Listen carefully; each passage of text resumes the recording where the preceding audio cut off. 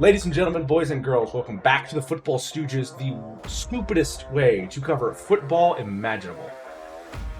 And boy, is it stupid. Very stupid indeed, as always. I'm your host, Lob City. We have an action-packed episode to get into, so we're going to get right into it. We have week 2 to recap and week 3 to predict, college football to look at, highlights to scour over, stats to look into, and a bunch of crazy games to cover. So without further ado, let me introduce the rest of the compatriots with me today. The one, the only, the sleeveless Macedon. The Chiefs did actually three-peat. They lost to the Eagles 3 straight times. 2 years ago in the regular season, last year in Super Bowl, and then this year in regular season. Shut the fuck up. Yeah, but now you have all the Swifties complaining about the tush push, so I hate seeing that on social media. I blame you. Anyway. Whatever, they go fuck themselves. If they It's not just the Swifties, it's Chris Jones too, if you watch the mic'd up moment. Yeah, I was very upset as well. Next up, the one, the only, on an emotional high because the Packers are playing well. It's Gorlami. And the Badgers suck, so I'm in the ups and downs. You're in the limbo. They have been good at the same time. Wasn't Russell Wilson in Wisconsin? Wisconsin. He was at Wisconsin when you guys won the Rose Bowl one year, and then you also we went to the Rose Bowl. Yeah. When was Wilson drafted? Was that we beat Ohio State when they were ranked like number 3 or something? Yeah. I think we lost that Rose Bowl, if I remember correctly. Something. Anyway, someone who never gets to go to Rose Bowl because he lives in Boston. Yeah. It's also just because the Eagles are never good enough to make that kind of bowl game. Talking about the Boston College Eagles. Correct. Yes. Very specific. Macedon's Eagles would kill any Rose Bowl opponent. Anyway, let's get right into it. We have a lot to get into, so we're going to start with, as always, with the crossover grid. Gamble irresponsibly. Wait, we're forgetting somebody. Mamba's here too. My favorite brown person. Oh, yeah. Mamba is away at the moment, staying with some family, so he's not here today. Probably for the best. The Bears. He's right here. Say something else, Mamba. No. All right. Here we go. We got a lot of stuff to get into. So, we got some interesting ones here. Bills and Dolphins, 10 career interceptions on defense, 2 Super Bowls, a teammate of Ryan Fitzpatrick, and a teammate of Jason Taylor. Okay, sad thing is though, that full column, the full left column could be, was it Wes Welker or Julian Edelman?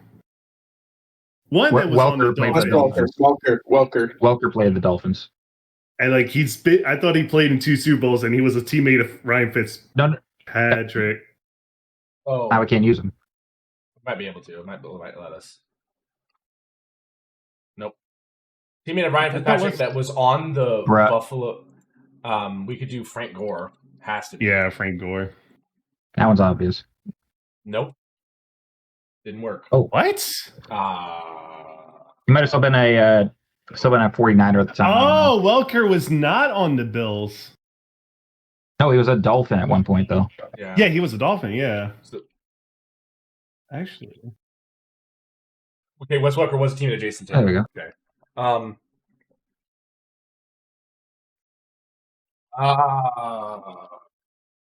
Wow. I thought Edelman actually went other places. He's only been played for the Patriots. Jalen Ramsey. I feel like the more we do this, the worse Lob spelling gets. I hope your next. It's like a flowers for Algernon kind of thing. I hope your next bratwurst is made of rat meat, bitch. Fuck you. Played in 2 Super Bowls. That's gonna be like any Bills player from that 4-team run. Jim Kelly. Actually, I'm gonna do. Jim Kelly. Crap! No. Their edge rusher. Bruce Smith. American guy, big, strong. Yes. Bruce Smith. Bruce Smith, aka Anthony Munoz's son. Also, speaking of Dolphins, Bills, 31-21 Bills win. A little closer than I expected. They're recording late today. Yep. Playing down in their competition. Played in 2 Super Bowls, 2+ Super Bowls, and had 10 career interceptions on defense. Ray Lewis. Charles Woodson. Fuck you. Charles Woodson played in 2 Super Bowls. A team of Jason Taylor. We could do. Wasn't Jason Taylor a Patriot for a while? No, I'm looking at them now. No. Dolphins, Washington, and Jets. Jets. I don't think. I technically Revis, but did Revis Was play Darrell 2 Revis Super on Bowls? this? I don't know if. Wait, when was Revis Island a Dolphin? No, Jets. Oh, yeah, duh. Oh, that doesn't work. No, They're going to go to Super no. Bowls.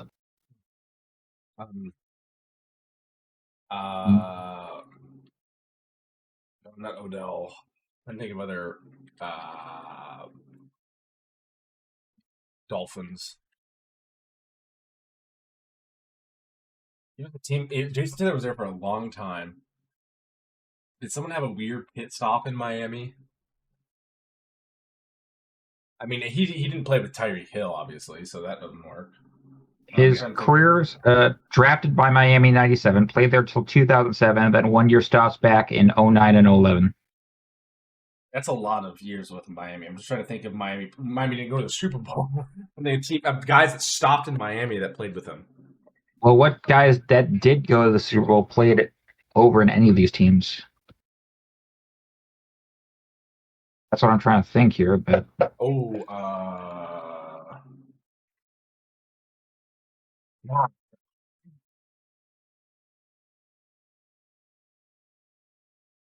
it. I don't know. Teammate of Ryan Fitzpatrick when he was on the Bills. Can we do not Cole Beasley? Not Stephon Diggs, really. oh my god, bruh. Junior Seau. It is right because he did go to Super Bowls with. I got the elite pick for Bills Dolphins. Patriots, yeah. What's the elite pick? Mike motherfucking White. Oh, No yeah. fucking way. Mike White. Yeah. Sawed in half. 2021. Yeah. Mike He made it right. yeah, you're right. Yeah, he was sawed in half when he played for the Bills, and he was balling it out in Miami. Did we say Beasley already for teaming of Fitzpatrick and Bills? No, he was never with. Yeah, what year was Fitzmagic on the Bills? Years, I forget. Tyrod Taylor. Right. Wait, try Tyrod Taylor. I try to remember if Taylor was on the Bills with Fitzpatrick. No. Prater never played with I Ryan. don't think Matt he was. Prater's been in the league almost as long as I've been alive. Golly. Ryan I'm trying to cheat Ryan Fitzpatrick, Jason Taylor teammate, and it's just getting me. What does Ryan Fitzpatrick think of Jason Kelsey and Taylor Swift? Which is definitely not wrong, right? Google.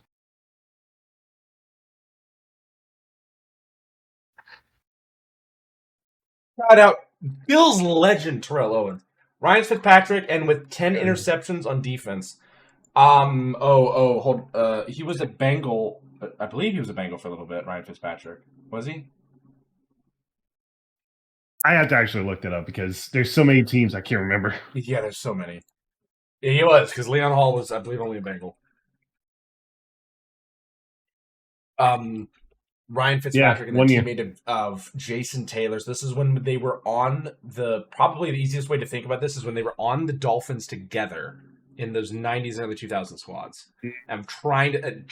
okay, fuck it. Chad Pennington. No, well, it might work, but...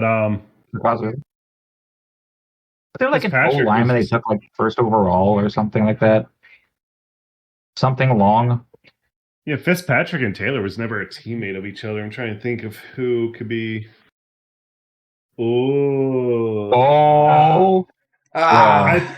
He was Ricky Williams was not there by the time Fitzpatrick came to Miami.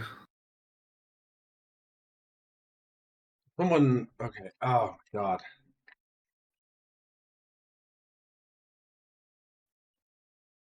This is tough. I'm trying to think of older. I'm trying to think, like, what year did Fitzpatrick play with the Dolphins? What years?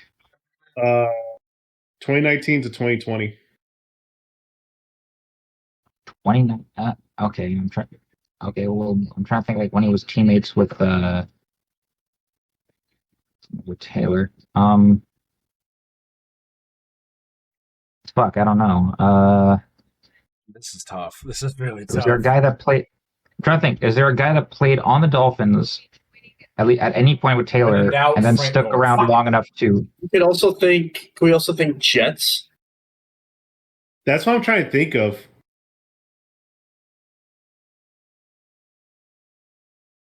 I mean, that would actually, that actually would possibly.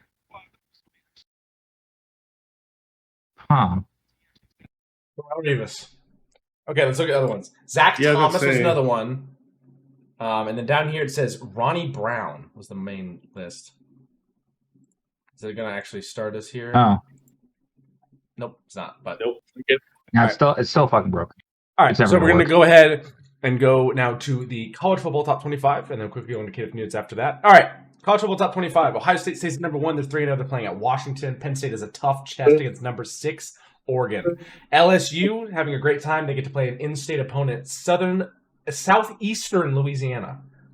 Miami will play Florida in a rivalry game. Georgia will play Alabama in a rivalry game. That is in a week. They have their bye upcoming. Oregon will play Oregon State. Again, Penn State has the bye. So they play Oregon State this week. Florida State will play Kent State. Texas, who has not looked good against UTEP. There were 5 incomplete passes from Texas against Sam Houston. It was rough. They will play against UTEP. So they're playing against Sam Houston. Illinois, one of the highest ranked Big Ten teams. They're third. Well, they're 4th on the list, but I don't count Oregon. Illinois playing Indiana. That'll be a tough test for them. Does Indiana get the upset?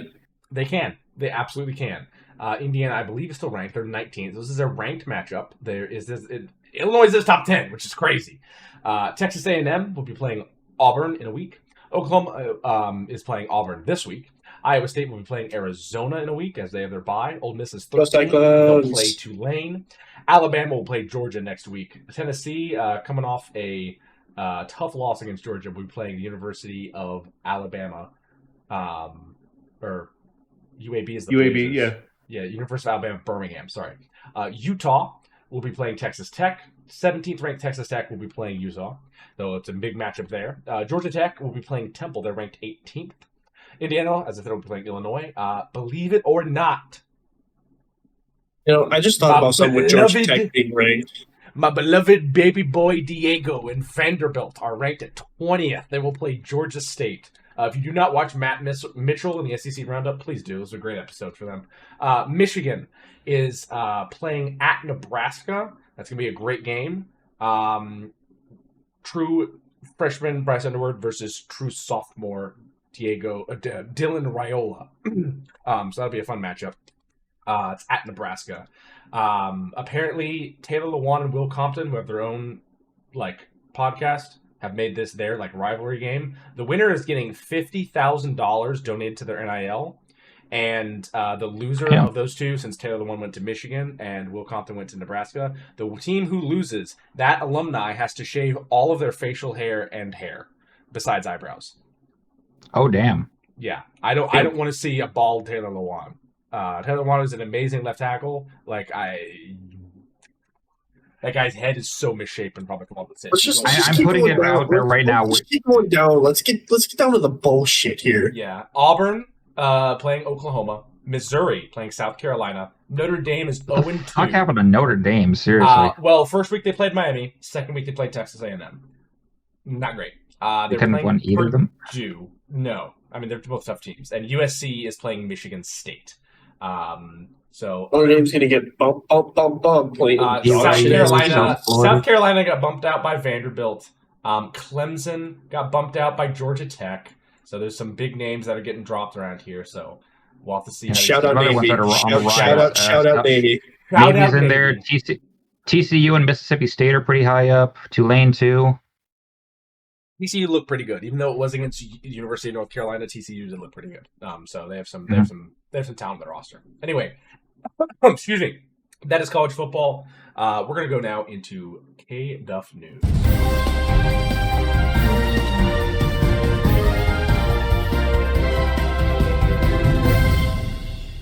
a big sip for this because there is a lot of injury news to go over this week. Starting out for the year, we got confirmation from last Thursday night. Commanders running back Austin Eckler was yet another victim of FedEx Field's a sacrifice for knee ligaments. He tore his Achilles. He is out for the year. Joining him on that is what was that, Lambeau? Oh yeah, it was a Lambeau. Yeah, it was Lambeau. Yeah. Okay, well, FedEx still took it by proxy, whatever. Defensive end Dietrich Wise Jr. is also joining him with the torn quad.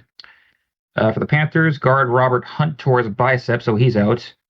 Buccaneers defensive end Kalijah Cansey tore his pec, and they also, despite the fact that he finished the game, lost guard Cody Mouch, who is going to need knee surgery on whatever exactly happened to him.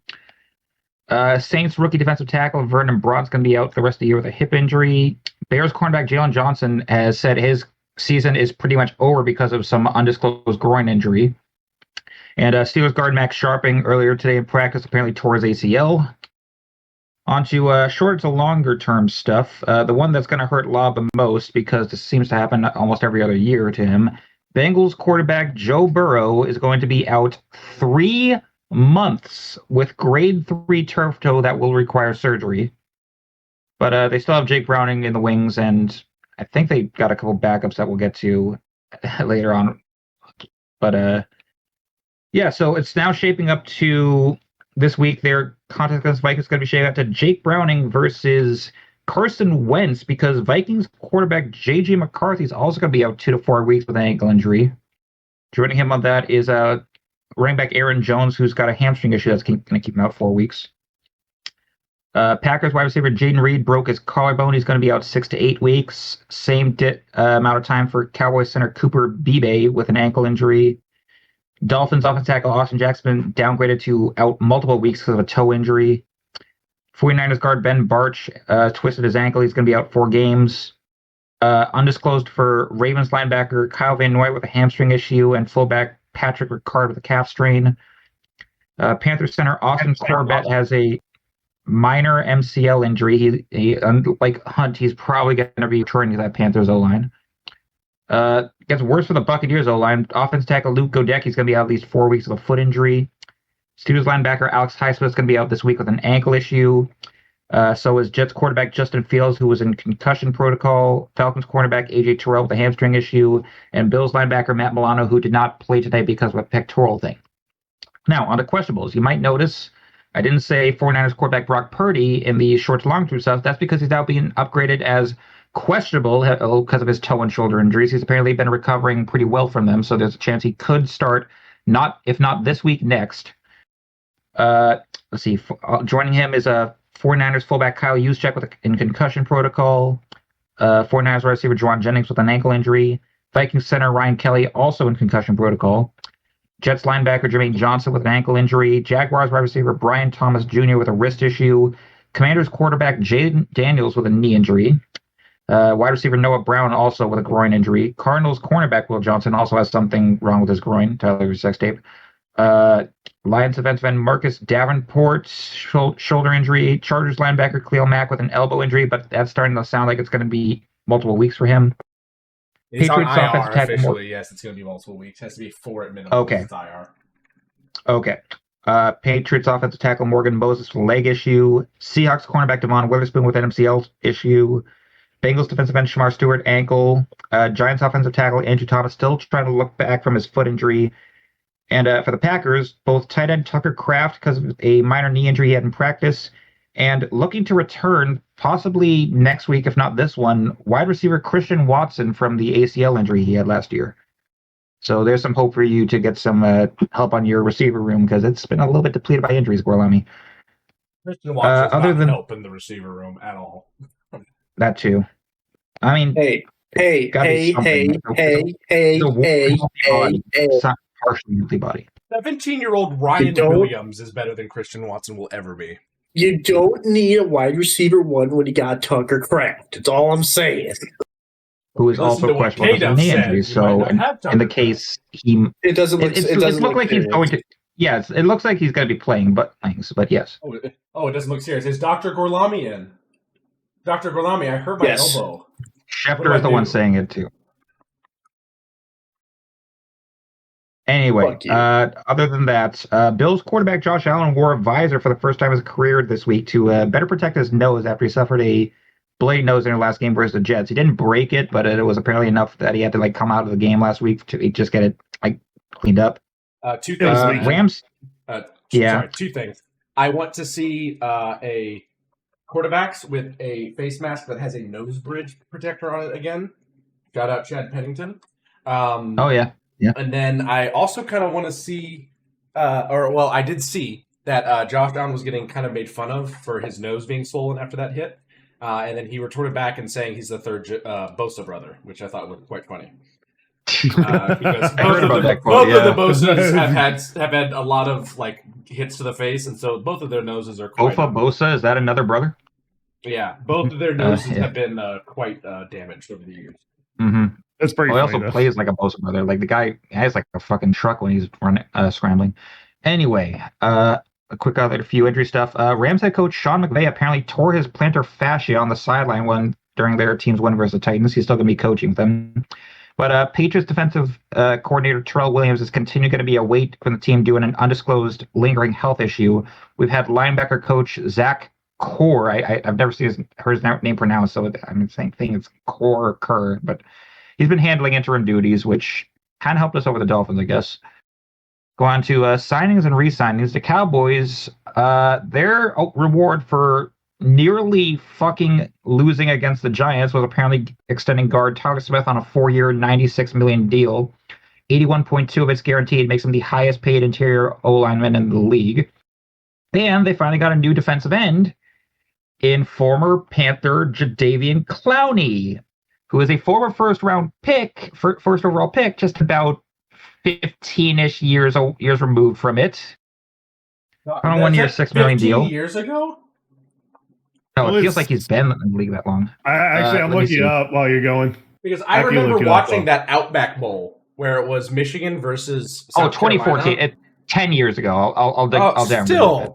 Still, I remember watching that Outback Bowl and watching him like commit murder on live television, and just my jaw dropped. Yeah, one of the hardest hits I remember him was when he was like still in South Carolina, just like spears a guy and knocks his helmet 15 yards back the other way. That was the Outback Bowl. That was against Michigan. That was the one. That was against Michigan. I was watching that game. Yeah. That was tough to watch as a child.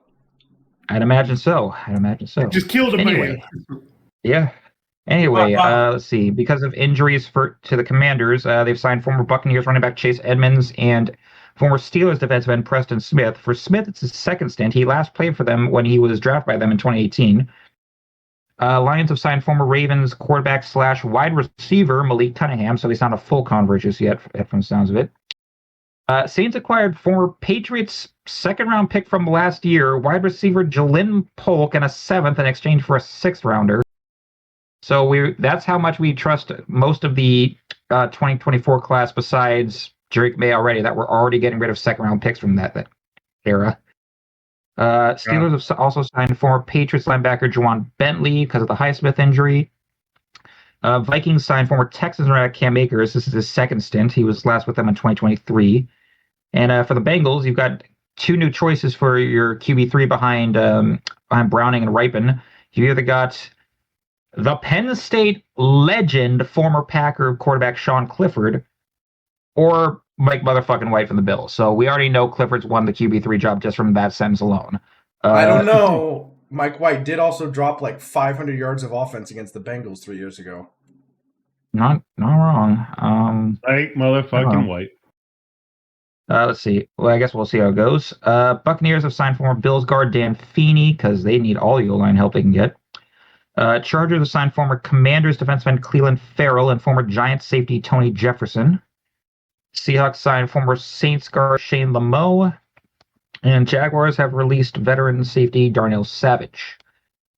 As for miscellaneous stuff around the league, Giants offensive tackle James Hudson III became the first player since 2000 to draw 4 penalties on a single drive, 2 false starts, and 2 unnecessary roughness, including that one slap we'll talk about when we actually get to that game. And was seen arguing with multiple coaches for being benched afterwards. Like, dude, you drew 4 penalties and then started to bitch about it like it wasn't your fault. Sounds like a Giants O-lineman if I've ever heard one. The Colts have became the first team in NFL history to have scored on each of their first 10 offensive possessions of a season. Little punishment stuff. Yeah.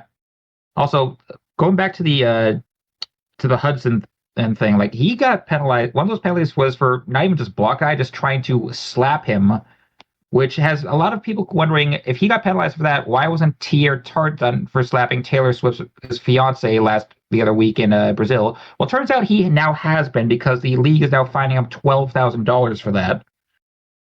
And also from punishment from the league, Lions safety Brian Branch and wide receiver Jameson Williams both received fines for week 1 unsportsmanlike penalties as well. And even more punishment, despite the fact it's still not illegal, Commissioner Roger Goodell has ordered officials to make even tighter calls on the usage of the tush push after they apparently missed a major false start during the use of it during the Eagles-Chiefs game. When we get to the Chiefs game, there was 2 false starts. One of them, I could say it should have been called. The other one, they basically had to slow it down to like milliseconds to actually see. Yeah, exactly. Can I butt in here? Yeah, sure. Because there is only one proper way to make the tush push illegal to where it doesn't work. And in order to do that, you have to kill essentially what makes NFL play so fun, and that is aiding the runner. Because I remember Nick Sirianni was saying, you see all these young kids doing this? Well, according to the NFHS, the tush push is completely illegal. As soon as you aid that runner and push him forward, it's a penalty. That is immediate dead ball and a flag. So like Nick Sirianni saying that push would still have some success because it would have some success, but you can't aid Jalen Hurts and just force him forward with momentum from behind. But then you kill a bunch of cool plays that you see elsewhere. That's not a tush push. But at the same time, it's also, this is why I think Nick Sirianni is a fucking idiot. When he says that, I'm like, now you're just going to cost younger teams penalties because they're going to try running it, and that's going to be instantly stopped because it gets to points of emphasis. That was a point of emphasis in our meetings all year, and they keep reminding us every week in newsletters saying, hey, as soon as they hit the runner, it's a dead ball, you throw the flag. It is a penalty. I'm like, because who are people going to look up to? The NFL players. Well, don't be saying stuff that's a different rule. Yeah, well, until either that happens, the Eagles O-line gets depleted, or defense or D-line should start wising up to how to combat the tush push. I don't really see that happening anytime soon because. Or just don't let them get to 3rd and 1. The problem is, as soon as you combat it, then you're going to see what Minnesota does and run a fake out of it. All right. Well, we can debate on that all week. Let me just get through these 3 things real quick. So, there was apparently some thing that ESPN just wouldn't shut the fuck up about out involving Tom Brady this week. The Raiders minority owner and Fox broadcaster was confirmed by the NFL to not be violating any rules after he was sitting in the coach's booth during their Monday Night Football game against the Chargers. As both an owner and broadcaster, he is currently prohibited from entering team facilities and practice or production meetings while still under contract for Fox. However, multiple people on the team, including head coach Pete Carroll, have said he is not doing anything to influence play calling, roster decisions, etc. So him being in there was completely fine. I'd be okay if they got rid of him though from Fox. Yeah, give me back Greg Olsen. I'll even admit that Greg Olsen is probably more entertaining. You stole gem from us. Greg Olsen could do play-by-play. That's how good Greg Olsen was. He can. Yeah. It's Brady's first year, so you can tell he's like extremely raw with it, which doesn't help at all. I thought he did last year. Yeah, it's annoying. He's still borderline annoying. Yeah. Last 2 things. Commanders have had their final vote accepted to build a new stadium on the site of RFK. Plans to complete it should be done by 2030. And as if the Travis Kelce Taylor Swift stuff wasn't enough for you, apparently there's now another music superstar / sports athlete couple. Dear God, rapper Yeah, how do you think I feel? After rapper Cardi B has confirmed she's having a kid with Patriots quarterback Stephon Diggs, that's all I got. Get me the fuck out of here. Receiver. Okay, let's start out with some big news here. So, as Kiddiff said, Joe Burrow got hurt during this game very early, and he will miss a minimum of 3 months, which is the majority of the season. We'll be without him. We've already signed a bunch of quarterbacks, Mike White and Clifford. Sean Clifford in the back. Yep. To be probably QB3s or 2s. People are saying, why don't we trade for Jameis Winston? Just throw the ball up to Jamar Chase and T. Higgins, they'll get it. Why don't we get Kirk Cousins? He can probably get us a couple wins. If you guys don't calm down and realize we have the best backup quarterback in the NFL right now, with the worst offensive line, with the worst O line. Yeah, I knew yes, the O line is horrible. Yes, the O line needs a lot of work. And that's how Joe Burrow got hurt. Holy fucking shit! Yes, Joe Burrow also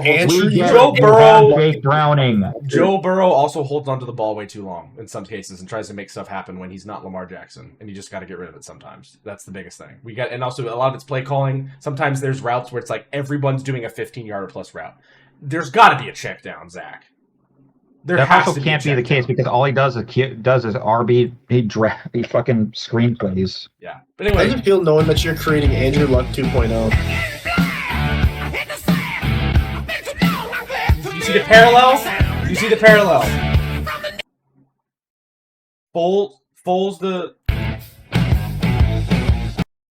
I mean, what happened? Jake Browning can get us to 10 wins. We're already at 2. Jake Browning can get us 8 more wins. If we have 10 wins, we're probably a playoff team.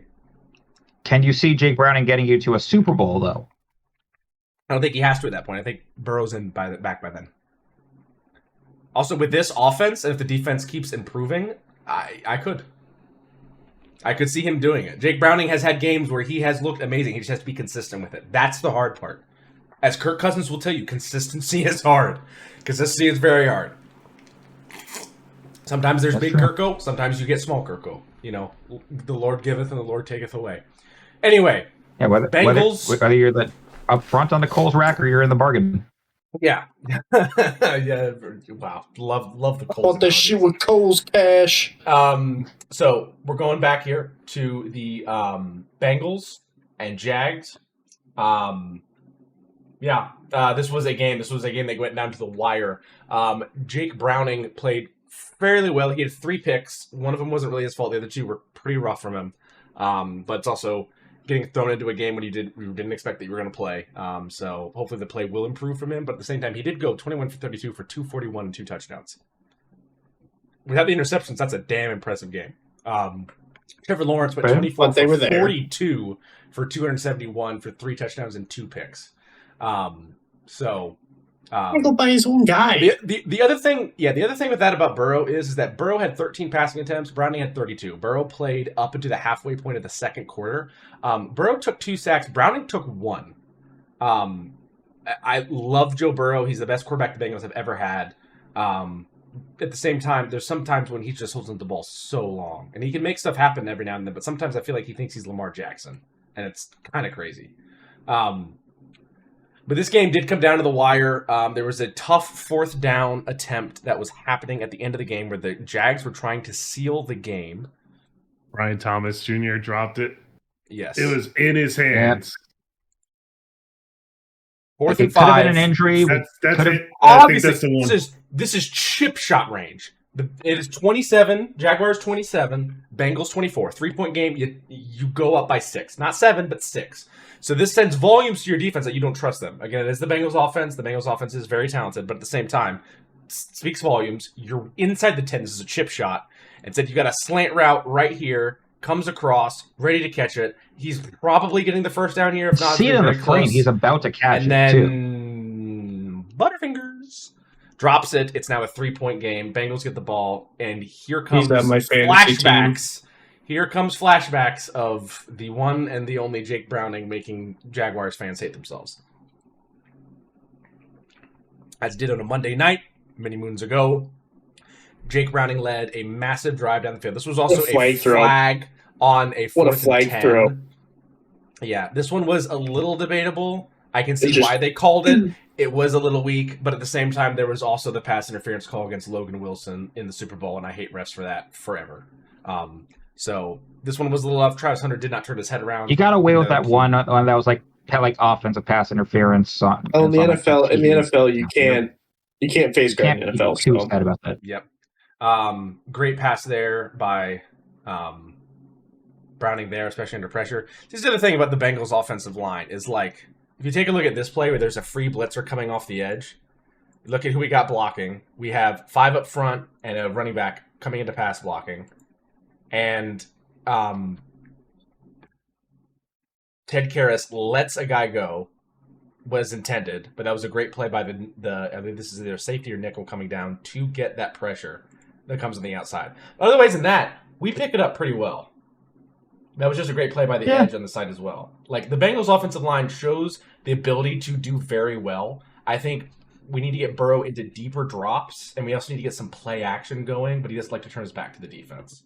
So, but again, a great throw there by Browning under pressure. Bengals eventually go down the field. We get down here past the outside to Jamar Chase. We get down nice and close after some penalty calls on the Jags, and then Browning gets thrown up and over into the end zone for a touchdown. No, I think he could have dunked it there. Yeah. And then who better to end the game than the man that deserved all the money we gave him, the one and only Trey Hendrickson, and the Jags can't even get a playoff after that. So that was the end of the game. Could have been. Great game for the Bengals in a lot of aspects. Defense looked better. Offense looked majoritively good, except for the O-line in certain situations. But again, Burrow did get hurt. So that is the Anyways, Bengals aren't making it to the playoffs. Moving on. I think they see. Like, if they make it to the playoffs, it'll be like a 4th or a 7th seed, and they'll get blown out by like the Chargers or. I could see, like, at the most realistic, if you don't make it, I could see it just being like a Week 18 elimination. Like just so close yet so far. Yeah, kind of. I think they can still make it. I have faith in Jake Browning. He's the best backup quarterback in the league. I don't think I'm biased in saying that. Motherfucker, you know I'm Malik motherfucking Willis. Dude, when Jordan Love was out last year, you hated Malik Willis. Even when you guys won games, he wasn't doing a damn thing for y'all. I was at a game when he played. He was doing his job. He was doing his job, but like even then it was like he could barely throw the fucking ball. You guys had to take 10 years off of Josh Jacobs' life to win games, and you know that. That motherfucker had like 30 carries one week against the Colts. No, Willis ran a lot too. He didn't see his target, so he just said, "Fuck it, I'm gonna run." Yeah, he got back in the pocket, looked at his first option, said, "Double covered, run." Anyway, yes. Next game. Timing. Oh God, why? All right, moving on. Okay, we're just gonna show this and then move on because fucking hell, this was a shit game. Meanwhile, oh yeah, I do not know why Hudson was doing that. Can't do that. He really did. Unlimited. Oh, actually, it wasn't diarrhea there. A beautiful day for a neighbor. I'm in danger. I like that one. There was 4 fouls on the play. 4. Oh, look at that. Defense, personal foul. Roughing the passer, pass interference, defense number 2. Unsportsmanlike conduct, number 88. This is not now. There are rules. It all set. What's funny is that all that offset. Usually when you have like multiple plays like that, they always must fit. What in the fuck? If I played in a team and we had to play like that where we tried to tackle somebody, like fucking ridiculous. We were ran forever. You ever done anything dangerous? You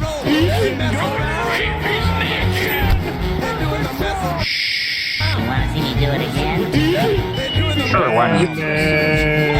Oh, that one. You sure about that? Yeah, Malik Neighbors is coming back.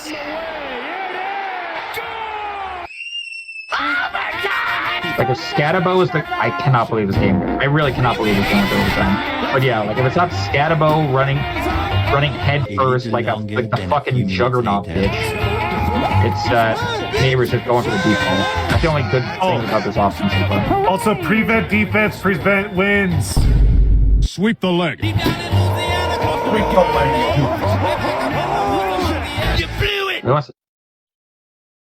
So first off, what the fuck? Second off, stop fucking fouling. Third off, there is a fountain of youth, and it is located in New York City or East Rutherford, New Jersey, wherever Russell I would not Wilson's trust the living water at. in either of those places. I'm not getting the lie. And there's probably enough radiation in the Hudson to turn the clock back a few years. Because just utter shit, because that's all that comes out of MetLife usually. Yeah, but Russell Wilson, like, I think you took a hit in the head and you think you're back in Seattle. Like, the bombs this guy were throwing was enough to make Lockheed Martin jealous. Like, he was just slanging it with an apostrophe. He can still have some good moon balls, but then he had a good old Joe Flacco arm punt also. A couple times, yes. This stat line, 30 for 41 for 450, 3 touchdowns and 1 pick. That's Russell Wilson. Like, that's... Like, I know Dallas' defense is not great, but, like, what the fuck? You're doing this with a Evan Neal offensive line, still taking 3 sacks. Dak Prescott went 38 for 52 for 361, 2 touchdowns and a pick, and 3 sacks. About 2-3 years ago, the Broncos offensive line was also kind of in a similar state, so they're probably all watching this one like, where the fuck was this? All right, Nathaniel Hackett. Yeah, we all thought, you thought the same thing. Yep. Scatterbo also rushed for his first touchdown. Javonte Williams had 97 rushing yards and 18 carries and a touchdown. This game came down to the very end where the MVP, as always, probably... Like, if he's not the highest rated player on the Cowboys in Madden, do your fucking job, EA, which I know you don't do, but Brandon Aubrey won them this game. EA doing a good job. That's hilarious. Okay, Brandon Aubrey, 4 for 4 in field goals. The longest he made was from 64 yards, and he was 4 for 4 on extra points. He's also the only kicker in NFL history, as I've learned, that has kicked 2 60-yard field goals. All the other people have kicked exactly 64 yards. There's only been 2 other times, and they weren't times that weren't him. Yep. I mean, generational talent. Like, if he has, it's gonna be kind of tough because he is already older. But if he can keep up his level of play, this guy's gonna be up there with like Vinatieri and Anderson. Like, he's gonna be up there. And he probably, I mean, he's already passed Justin Tucker, because I don't think you can put Tucker up there anymore after he likes to, go after his greatest role model, Bill Cosby. Deshaun Watson 2.0. Yeah. Yeah. Anyway, crazy game. It was pretty well summed up there by Game Face Sports, so shout out to him for his TikTok. I'm presently surprised, though, how much Scatterbo is being used, and then when he facets he's being used, he'll, like, absolutely throw a chip block at somebody.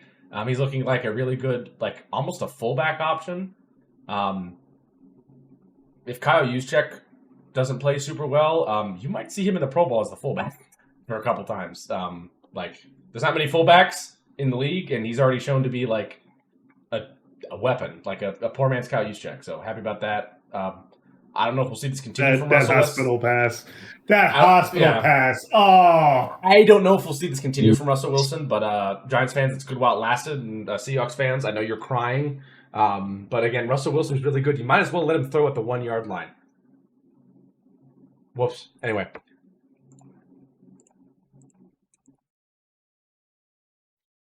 All right. Oh, yeah, Mambo, what do you have to say about this game here? I'm gonna suck you off. Thank you, Kadif. And by thank you, thank you. 50. That wasn't actually the one I was going to hit. I'm not going to lie. Bears still suck. Moving on. 51 was the final score. This was a revenge game after the Lions took a shit beating from the Green Bay. Jeez. Sorry. Sounds like a Mr. Leahy thing. Like, I'm going to give those boys a shit beating. Yeah. Caleb Williams went 19 for 30 for 207, 2 touchdowns and a sack. Jared Goff, 23 for 28. Again, his completion percentage is off the fucking charts. 334 yards, 5 touchdowns, no picks. Jahmyr Gibbs ran for 94 and a touchdown. Montgomery 57 and a touchdown. They had 2 receivers over triple figures for receiving yardage. Amon-Ra St. Brown, 9 for 115 and 3 touchdowns. Jameson Williams, 2 for 108 and a touchdown. 2 receptions for 108 yards is fucking nuts. Yeah. The Lions, Pretty insane. Definitely. That game against the Packers was a little rough for them. I don't think it's the indicator of how their season's going to go. I do It's think more that an indicator losing, of the Packers. Yes. Also, Yeah, I think exactly. there is something to say about losing both of your coordinators. We'll have to see further in the season how this is going to go, but they do have Hutch back, which also, by the way, people are talking about this play. I'm glad that came up. Oh, shoot. Back up. Play. I want you to watch Hutchinson over here, right tackle. Okay? This right here, that's Mhm. Colston Loveland. Aiden Hutchinson went to... Yes. Michigan. Okay. Colston Loveland went to I don't know. Michigan. Michigan. Aiden Hutchinson recently had an injury to his, last season. Tibia fibia. Yeah, tib fib. So shin. Oh, that's right. 2 Michigan men. I think they were on the team at the same time. He might have been a freshman when he was a senior, right? They know each other. It had to be very late. Colston Got it. Loveland. Oh, That's a little crazy. Okay, I was like, what's the Man. point? Wait, Yeah. let's- First of all, that's fucking crazy. You're jumping Yeah. over a guy who's almost like 6'6" or 6'5" and you're clearing him easily. Also, like just recently coming back from your leg getting snapped in half. And then also, that's your homeboy that's like, you know what? Fuck you. You know what? Fuck you. Breaks your leg again. But for the Bears, Oof. Ben Johnson Ben. summed it up best when he said that David this team Johnson's doesn't- coach's team now? Yeah, no. Ben Johnson summed it up best when he was in a press conference and said that this team does not practice like a Super Bowl caliber team, and said that deadpan, Clearly straight, very angry. So there's still a lot of work to be done in Chicago. I mean, you scored 21 points. Boy, So- howdy is there. You're trending in the right direction. However, when I tell you it's like a 90-year-old roller coaster where it's like, tunk, tunk, tunk, tunk, like you're going up. You would have lost this team Like by Madison 70 trying last to year. get out of bed in the morning. Goodness gracious! What did I do? Good I God! don't Okay. know. I do have to say, like him saying that, like they don't practice as Super Bowl contenders. Like you're the head coach. Yeah, aren't you the guys who's supposed to be coordinating practices? Yeah. There's only so much you can do as a head coach in the NFL. This isn't Pee Wee where you can motivate guys or tell them to run to the tree and tell their parents not to give them ice cream when they get home. But But Get still, him fucking shopping, boys. yeah, like these are not only grown men; these are grown men getting Nightmare paid millions of dollars. You're not going to motivate them easily. You know this with hockey. People will tune out hockey head coaches in a second they get fired. that is like- true. No, you That- are right about that. that Yeah, will look how happen many in people the care about NFL. Bruce Boudreau. This is No, this is also how I Laviolette with Rangers. this is also how I that's feel what about I Zach Taylor. I feel like the entire Bengals organization has tuned out Zach Taylor. I mean, the offseason stuff, or sorry, the social media stuff I see about Zach Taylor after the game. Zach Taylor couldn't motivate me to get up and take a shit. Like, just so fucking deadpan. Like, And you got a This is turtle head irony. poking out. I And you got a turtle head poking out. yeah. I know that video. Go to the bathroom. So there needs I to was like, be no, So Zach. I don't hate it for a coach to be like, we don't practice like that, trying to call some of his players out in a non back room sneaky kind of way, but like saying to me that we got to be better. And if the players take that correctly, especially as first year coach, you might see some improvement from that. So Sounds like Ben Bears Johnson fans. needs to bring back Bull in the ring. So it's bad Bears fans. However, last year, and you'll agree with me on this, I think Mom would too, you would have lost this game by 70. You lost this game by 31. So you also scored 21. So you just need to take the victories where you can, find something, and improve it. You're playing in the toughest division, debatably in football, but definitely in the NFC. So, yeah. It's Oh, gone Yeah, I'm trying downhill to a little bit. It's gone downhill a compared to bit. other It's not, divisions? okay, it's not the East. I'd say it's like And top it's not the five. NFC East. It's not the NFC West. And the NFC Not the South. NFC South. Not the NFC South. So the AFC North, Maybe. I mean, the Ravens are really good. The Browns are horrible. The Bengals and Steelers are mid right now, at least. At least the Bengals have a couple key weaknesses. Offensive line and sadly now quarterback is not as strong as it was. AFC South is fucking dog shit. AFC West. Chargers, Broncos, Chiefs. Yeah. And then AFC East, it's just the Bills. Yeah, remember last time we said this? Said what? NFC North was the toughest division. No one made it out the divisional round. No, no one did. Yeah. Next up, Rams and Titans. 33-19, the final score. The Rams get the win. Stafford had a great game, 23 for 33 for 298, 2 touchdowns and a pick. Cam Ward struggled, 19 for 33 for 175 and a touchdown. Didn't throw any picks, but did take 5 sacks. This is a tough defense to play against. Yeah. Tony Pollard, though, ran the ball very well, 20 for 92. And Devontae Adams had an amazing game. 106, 6 receptions and a touchdown. Did very well. Also, spreading the ball around, running the ball. Kyrie Williams, 17 for 66. Puka Nacua had a rush for 45 yards and a touchdown. Here. And Blake Corum ran the ball 5 times for 44 yards and a touchdown. So this team is spreading the ball around offensively, even though it was a trick play there kind of with Nacua. But like running the ball, it's good to see Corum get some carries as well as Kieran Williams. A good 2-back system is always a great thing to have to lessen strain on your players. I can't remember. Was this the week or was it last week when Cam Ward had that stupid pass? This one. I think this is the play. The across the body throw. So Titans fans is not great right now. However, seeing this upcoming play, is it this play? Maybe. No. It was like at the 20 on the Rams side. And I'll. Yeah, watch this. Nope.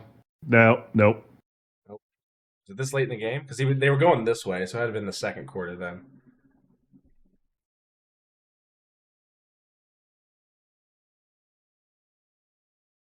I think it's right here. Yeah. Oh, nope, that's not it. Yeah. 3rd and goal, less than 1 minute, second quarter. It was at 38 seconds left in the second quarter. Okay. Thank you, Tree, for a reference. Here we go. From the 10. Cam Ward kind of wobbles right, then goes like 20 yards back, and then he is on the run here. He's got a guy closing in, can't reverse the field again, and he's looking over here. He is running toward his throwing side, but then has to one-legged while running, cross-body throw it. This is the type of shit, if you did it in Madden, you'd throw it into the 7th bleachers on the right side. And he delivers a fucking dot. Great play. Never do it again. No, if you can do it. That looks like me in college football, except it usually ends up in an interception. That's what I'm saying. Like 99% of the time, 99.9% of the time, it does become an interception. Like it was incredible. But damn, you can't. If he tries that so many, even more people, they're gonna look at that and be like, "Yeah, you're gonna get intercepted." A bit of Let the ghost of Brett Favre flow through you. A bit of a moonball, but at the same time, that was a tight fucking spiral. That is one of the most impressive throws I've seen. I'm surprised that we didn't get a clip of Chris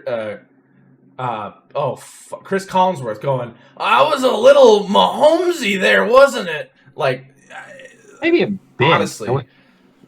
Don't agree. Don't. All right. I'm tired of Chris Collinsworth dick sucking. Wait, what did Kate up to? I blacked out for a minute. I didn't even say anything. Why am I up here? Put me down, guys, please. Why am I up here? Yeah. I'm putting you in the timeout corner. Shut up. You mentioned, you said Chris Collinsworth was right about the Mahomes glaze. All right, you're back. I said kind of right. What? You can't partially agree with him. You give him an inch, he takes a mile. Anyway, great win there by the Rams. Tough one for the Titans. All right, we're moving on. K Duff. Okay. Duff. This was a what the fuck game. This was ugly. How does it feel to win a game as a Patriots fan in Miami? In the words of Gorlami when they took Michael Parsons, my pee hard. PP still hard. Now, It is still hard. Kate, of some First rapid time fire since questions. Fitzpatrick was here. Yeah. Some All right, rapid so fire anyway. questions. True or false answers. True or false? It has been tough for you guys to win in Miami. True. True or false? You felt like you were going to lose this game going into it. I'm gonna say true, actually. Yeah. There was a chance we could have lost this. True or false? You wept crocodile tears when you saw your Lord and Savior Drake May dot up the Dolphins defense to win a game in Miami. I didn't weep, but I was very happy. Were you a little misty-eyed? Drake May did look No. really good in this game. No, because I was too Oh, it's busy so almost beautiful. screaming at my. Because I was nearly screaming at my aiming in the middle of my fucking job at that fucking Malik Washington run back we'll get to. Matt Collins was very nice though. It's a funny story about this actually. Actually, my boss at my job is a Bills fan. So when that Malik Washington thing happened, and I am pissed out of my fucking mind, the first thing I did was look at him laughing at the screen. Then he turns to me and just locks eyes with it, like knowing, like, yeah, I told you. And I'm like, and I just looked at him like, I'm telling you this as a football fan and not your employee. And then I go out to the kitchen to cool off, and if we could actually, also don't even get me started on those 2 missed kicks by Borgals. If we can go to it, because there was a certain thing that happened after I came back from the kitchen, just one play later, that had me immediately rescind that middle finger, because the best thing could have ever happened, and that's Antonio Gibson saying, anything you can do, I can do pretty much the same, but a little bit better because we're going to win this game anyway, and runs it back for 90 yards. That kickoff return? Or was it a punt return? Punt return. Oh, kickoff, actually. Kickoff. It was in the third or fourth quarter. It was the third or fourth quarter. Fourth quarter, because that's how you got the lead. Fourth, yeah. Yeah, because we got the lead there, held on to it. Or there was a punt. No, that was just a sack. Okay, here's the Washington one, which, first off, shallow kick, which it only feels at the 30. But then I'm looking at the special teams, like, how the fuck did you not get him there? Yeah, that was pretty crazy. Shout out to the kicker for the attempt. Yeah, I don't knock Behringer for missing that tackle, because that's extremely hard for a punter to do. But how the fuck do 3 guys on our secondary completely whiff the dude? And I literally was like I nearly screamed like, what the fuck, in the middle of a dining room place. Yeah, look at this. But like I said, we're gonna come back to it. Probably double miss there, and then just off to the races. Punter does his best, valiant attempt, but can't get a hand. And then here goes the long snap. Schooler tried to catch up, but maybe it got away a little. I wouldn't say that's a block in the back. Actually, that was a little bit ticky tacky for that. He was diving, and the Dolphins player was trying not to get in his way, but exactly. He went over his feet. But then this. Here we go. Antonio Gibson says, as much as I wish this was Trevelyan Henderson, because I need some fucking points for the guy I drafted 50th overall in our draft. Thank fucking God Gibson did this. I also love his running style. His arms are pumping so hard. You can definitely, I can almost subconsciously hear him go. Yep. I had a guy that I played football with when I was in high school. And whenever he ran the ball, he started getting a head of steam. He made those noises, and he was so loud. If you were blocking and you heard him, because he reversed field a lot, if you heard that sound behind you, it was the key to don't let off the block. Keep going. If you just start getting louder, you're like, oh, okay, shit, he's coming this way now. It almost reminds me of like a WWE guy, Braun Breaker. Like, he's a former fullback for the Ravens. Actually, that did not last very long. But like, you hear him as he gets ready for spears, because he's like Scott Steiner's nephew or something. I think he's going shoot. So for this game, definitely an offensive shootout, but the Patriots got the win. Dolphins do not look good, even if Tyreek Hill had 109 receiving, Devon had 92, and Waddle had 68. It's still not great. Their O-line's only gotten worse. Their defense has, after losing Jalen Ramsey, has gone from abysmal to non-existent. And diarrhea. Tua doesn't look as good as he used to. I honestly think it's like DEFCON 1 levels of panic in South Beach right now, because they had on their off game going into this week, they had a all players meeting, which you don't normally do unless you don't trust the coach at all. And also, you should also maybe not trusting Tua turn the ball over after that kind of pick there by Martin Mapu. I mean, Tyreek Hill that doesn't going to play much longer. Maybe you trade him out. Maybe you trade Tua out. Maybe you fire with the allegations against him. I don't know, like if anyone's team's going to want to pick up that baggage, because what if it turns out like how Antonio Brown signed with the Patriots and then immediately like all that shit came out against him. Gary Jones will give you 5 first-round picks for him anyway. So you're not wrong there. It also does not help Mike McDaniel's quote after the game. Like you try to find some inspiration in this loss. To win the game, you have to win the game and not lose the game, and we lost the game. All right, Greg Popovich. That's like fucking Greg Popovich. Like Belichick could probably give you more on a loss after that, like that. All right. Speaking of Belichick, like one of his failed projects started for the 49ers, and you know that old 90s song, Return of the Mac? Oh, well. Perfect timing. That was not planned. Perfect timing. We're on the same wavelength, Kato. Evidently.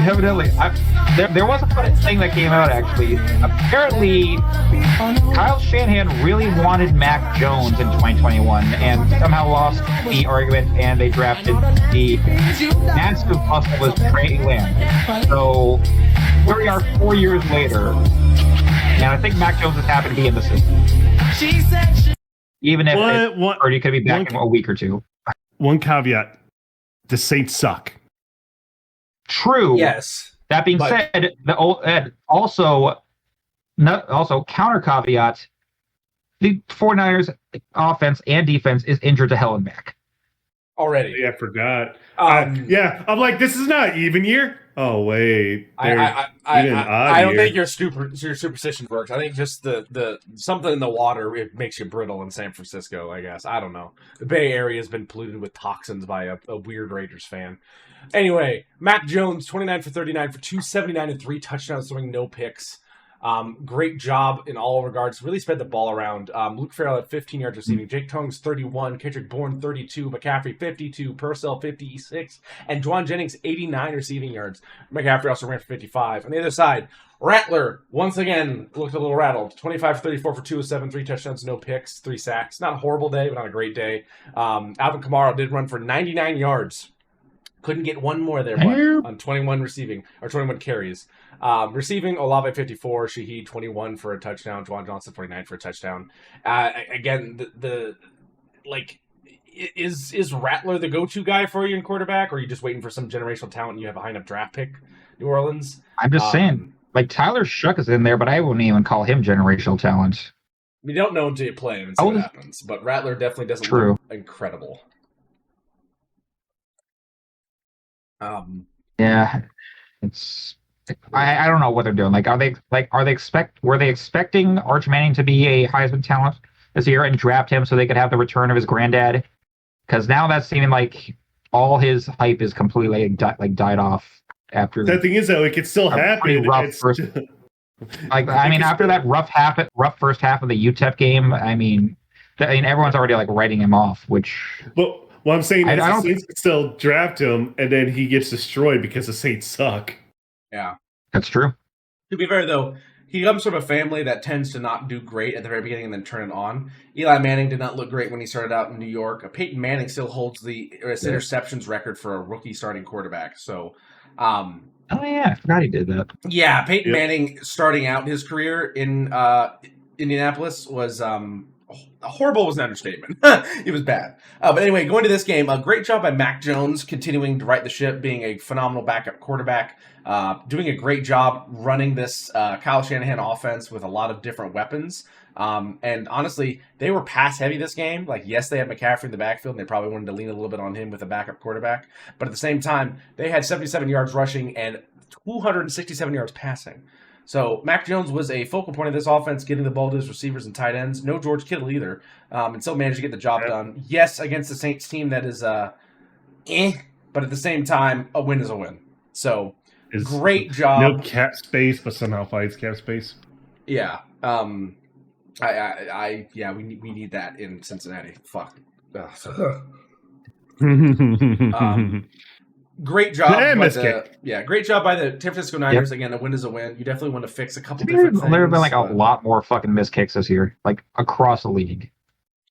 It's hard to find a good So kicker far. sometimes. Ask Baltimore and Cleveland and the Has Giants. Luke been doing okay for Baltimore? We'll save it before we get to the game. We'll save it But before we get anyway, to them. not much else to say here. The Niners got done what they should get done. They still look pretty good.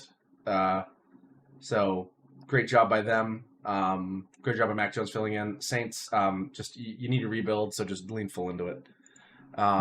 You're becoming the Aints again. Moving on to And they kind of became, arguably, they kind of became it after they lost Drew Bills. Brees. Yeah. Buffalo Bills versus the Jets. Bills. Everything I said good about the Jets last week, fuck, they went back to shit. Yeah, they had two quarterbacks that both attempted only 11 passes. Yeah, Justin tends Fields to got hurt. do that when you're going up against the fucking Bills. Yeah. Yeah. Oh, yeah. Who came in for that? Because I didn't really watch it. Tyrod Taylor. That explains it. Tyrod Taylor, 7 for 11. Justin Fields, 3 for 11. Neither of them had more than 56 yards of passing. Tyler Taylor had a touchdown. They both took 2 sacks. Josh Allen went 14 for 25 for 148, no touchdowns, no picks. Mitchell Trubisky also went 1 for 2 for 32. James Cook ran 21 times for 132 yards. When is the last time we have seen a Bills running back run for 130 plus yards? Because I want to say don't know. Frank Gore. Even then, I feel like the Bills was near the end of Frank Gore's tenure, but again, that guy played for like 80 years. Yeah. Hold on. Did they have like a good running back in the late 2010s? You said 135 yards? 130. Okay. He had 132. I'm saying over 130 rush yards. You keep on going. I'm just looking at that.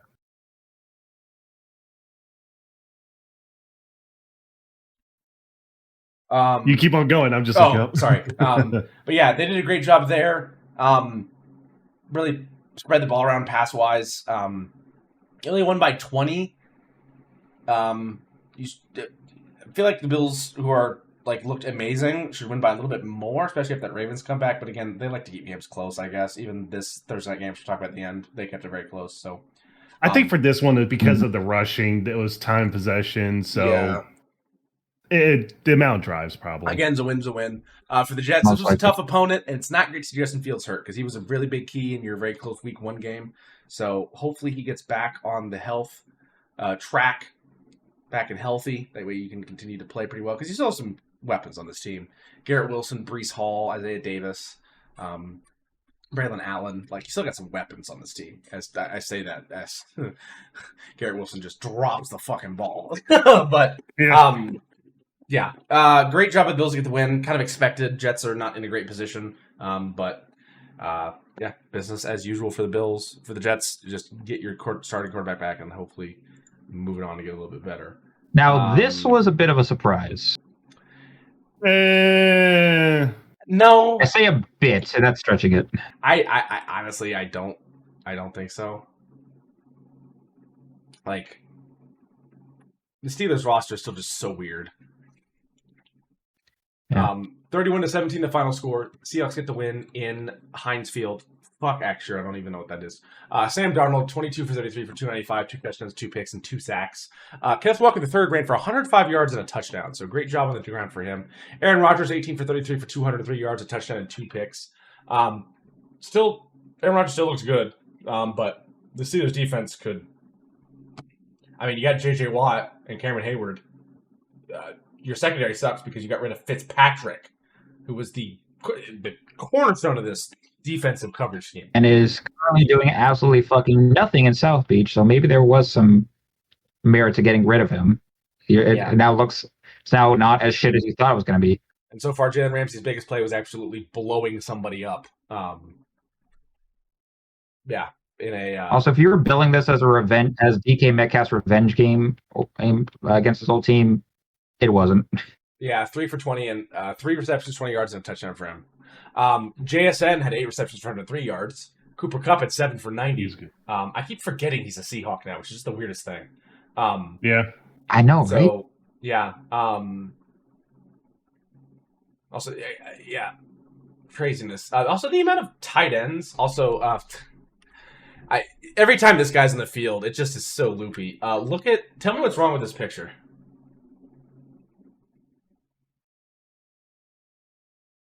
Your tight end looks like a fucking tackle. Number 80, lined up in the slot on the left side of the line, is Darnell Washington. He did not have any stats besides one target this game. Darnell Washington is 6'7", 264. He is, I think, their tight end 3. Because he's behind I don't know who their tight end 1 is right now because Will Disley's not there. Freiermuth and Jonnu Smith. And you also have... I'm thinking Seahawks for some reason. Yeah, and then you also have this just behemoth. Like, I feel like that guy's always open because if you just throw it 7 feet in the air, or 8 feet in the air, you can just grab it standing still. Yeah. But again, the Steelers don't Be get careful. the win. He might eat the football. They do lose. Again, their defense, despite getting some picks, as you can see there, they don't look the best. Not great, no. Yeah. Also, don't even get me started on Caleb Johnson on special teams. Yeah. We find that actually? Have we passed that or not? No, we didn't pass that. That was the end of the game. That was the end of the game. Towards the end. Towards the end. No. As in, like, there was still at least like 10 minutes left in the game. Yeah. I go back on YouTube's video because he had that bit. Must have been like late third, fourth. Oh, this right here. Here's the kickoff. Yeah. Oh, here it lands, bounces. He touches it, and it's still in the end zone. So he touches it, so it's live. If it bounces, I thought if he doesn't touch it and it bounces and goes in the end zone, it's a touchback. Yeah. Yeah, but he touched it, so it's a touchdown. It's the same way as when they botched that snap in the wild card a couple years ago, and the Browns recovered it. Yep. Because they recovered it in the end zone, so it's a touchdown, I guess. So, 2 things. The Steelers, your offense isn't that bad. Like, Aaron Rodgers still looks good. You have a lot of weapons. A lot of them are at tight end, so odd, but, go ahead and run 3 tight ends. I don't know. Arthur Smith. Yeah. Arthur Smith is one thing.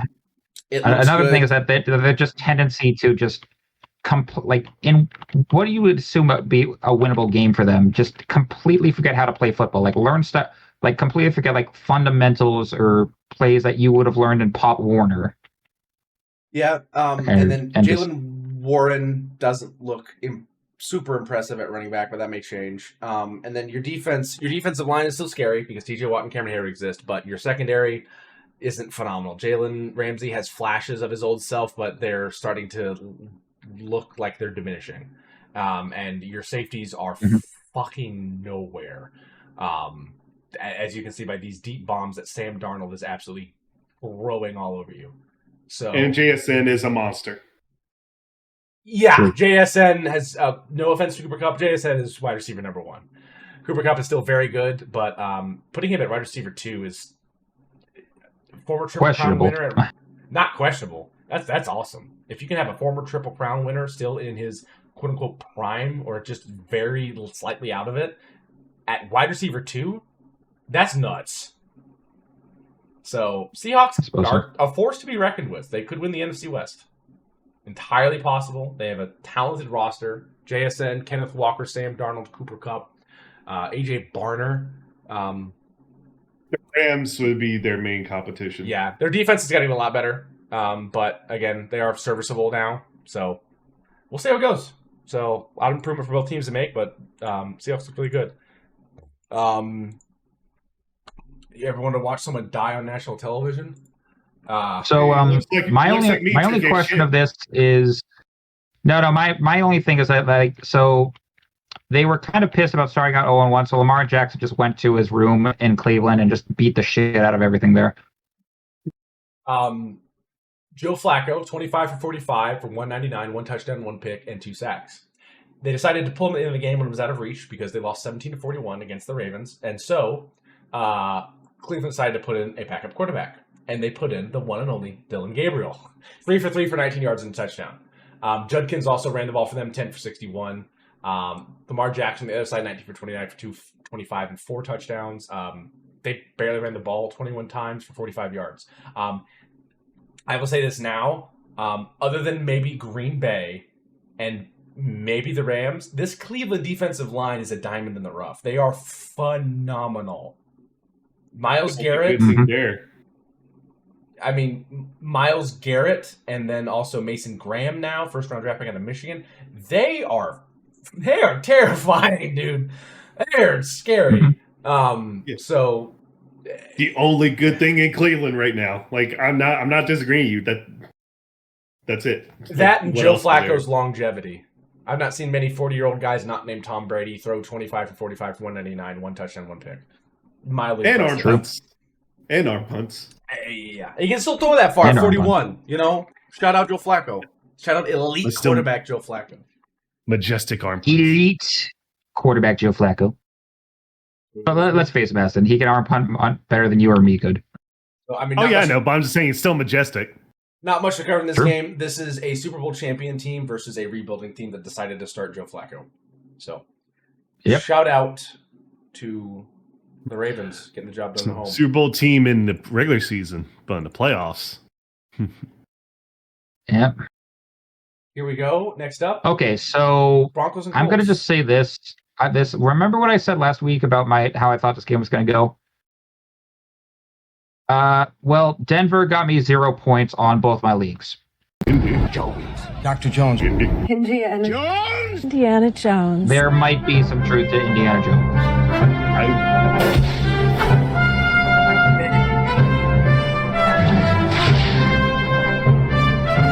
He's real.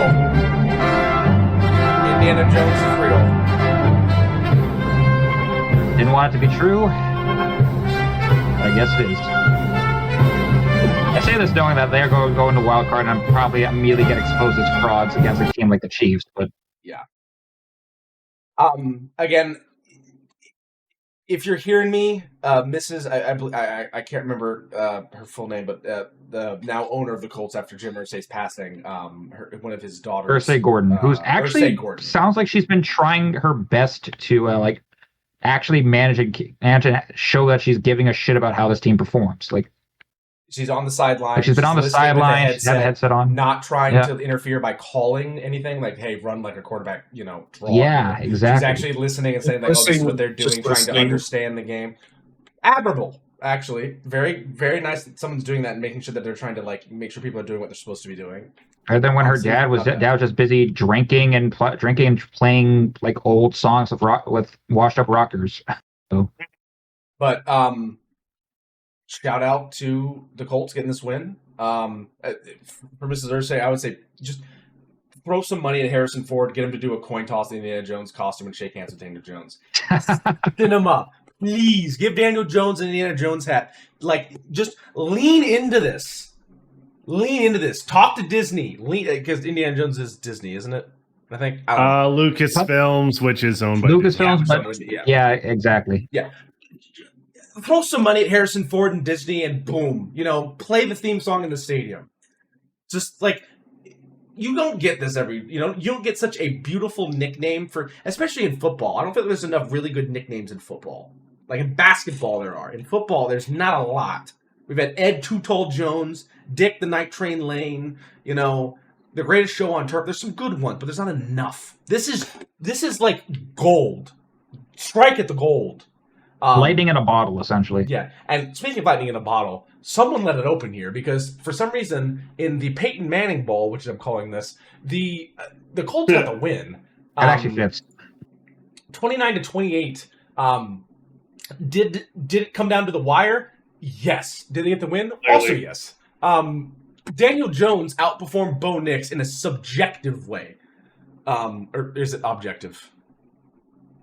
That's why. What I actually don't even subjective. Objective is clear cut. Subjective is like you judge it. Okay, objectively outperformed Bo Nix. Daniel Jones had more passing yards, 1 touchdown to Bo Nix's 3, yes, but also no picks. Only took 1 sack. Bo Nix, 22 for 30 for 206 and 3 touchdowns with 1 interception. Also running the ball, Jonathan Taylor. How many yards do you think Jonathan Taylor ran for? Just give me a number. I think he had 100 or like around. I'd say 100. 150. He had 165 on That's 25 right. carries. He's on my team. He's also a former Badger. J.K. Dobbins only had That's probably why 76 you yards picked on him. 14 carries. But he was never a pack. No. Also- Papa Gorlami picked him. He had my phone That's at true. that time. Also, who do you think the lead receiver was for the Indianapolis Colts? Jonathan Taylor. Kidman? No. Swiss Pierce? Army knife. Tyler Warren. 4 for 79. Oh,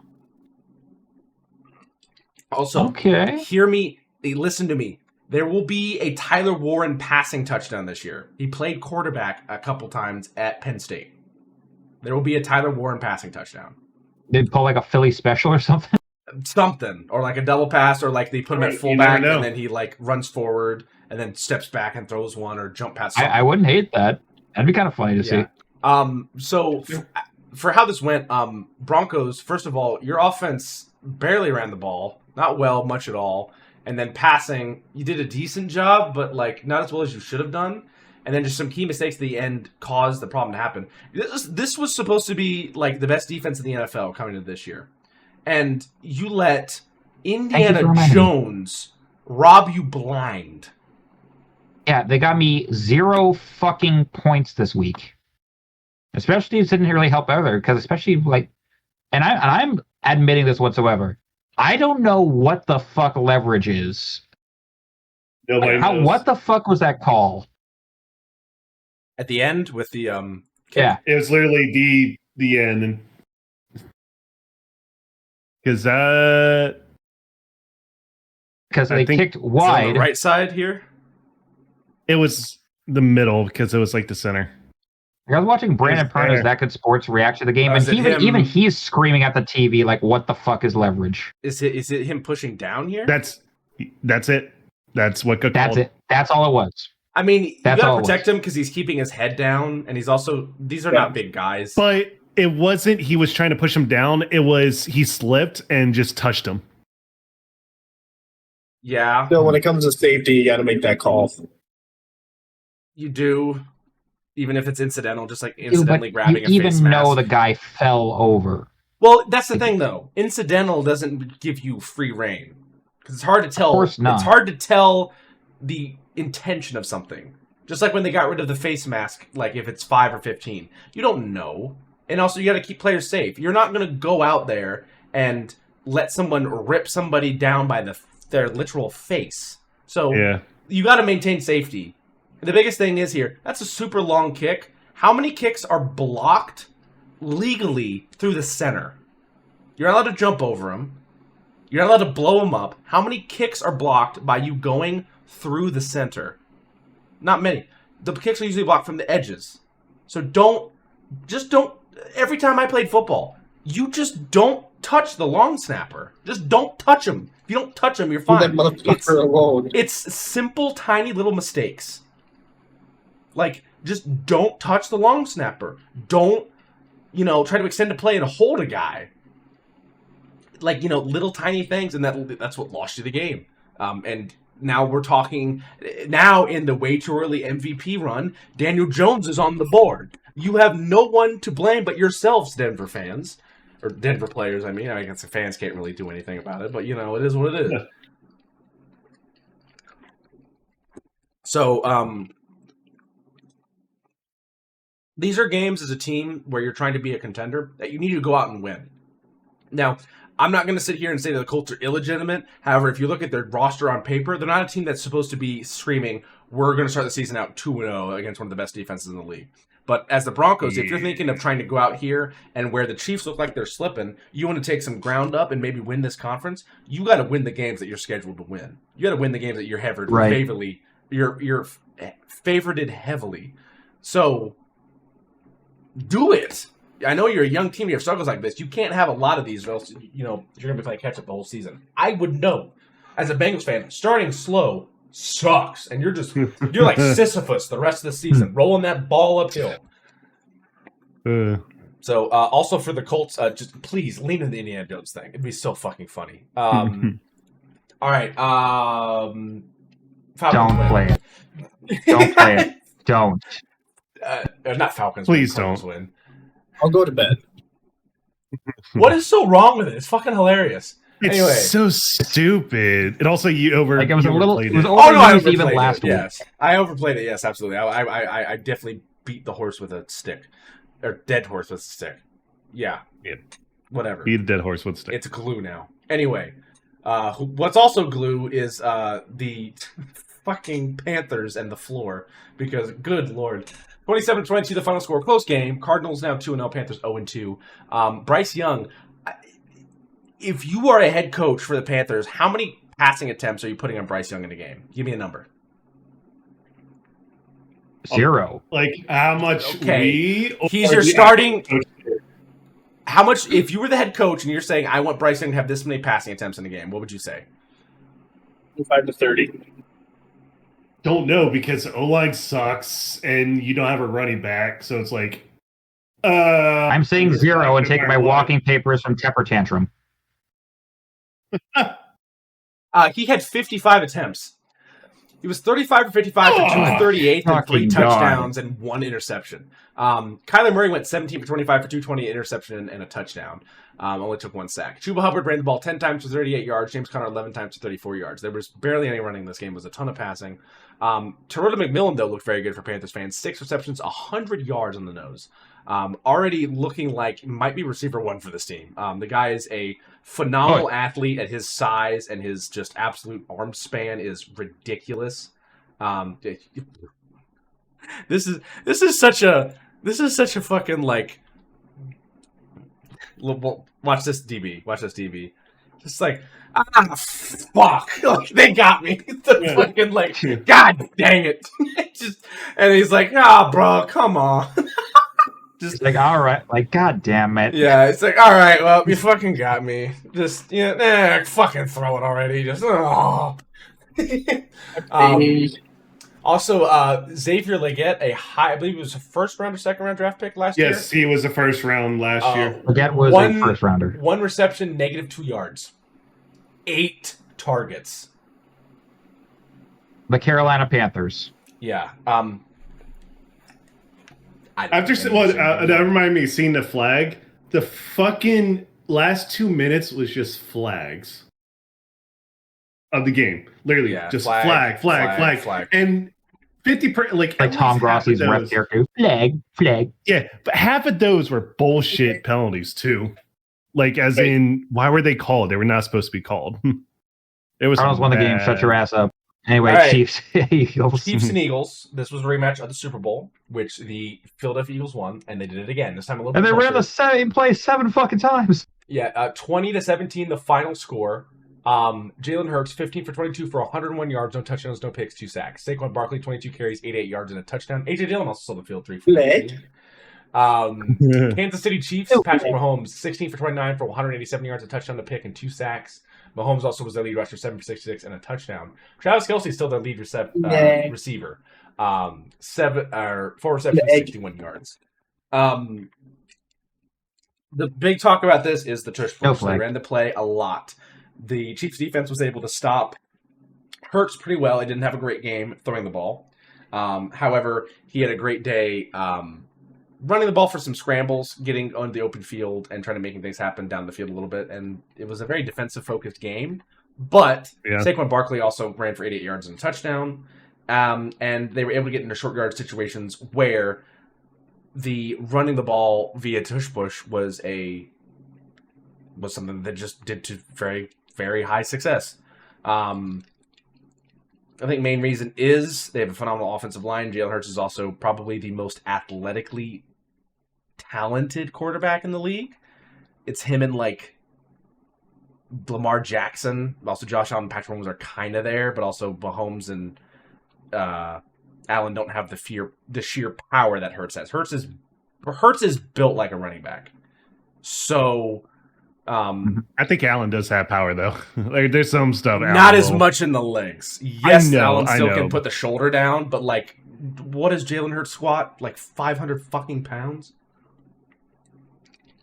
I don't know, but Yeah, it's a lot. And miss kick. So when they're talking about the tush push, yes, Roger Goodell is right here. I know, shocker. The refs need to look at that offsides and false start a lot more because some of those guards and tackles are lining up with their heads in the neutral zone. You got to be behind the center, and they're going a little bit early. It's tough. I think what should be allowed to kind of counterbalance some of this is every tush push needs to be reviewed by a camera on the line of scrimmage to see if there was a false start or offsides. I think it's a quick review. You can do it very quickly. You don't have to stop the game and extend it just to make sure that you're really keeping them honest about this because this is a very hard play to stop. I get it.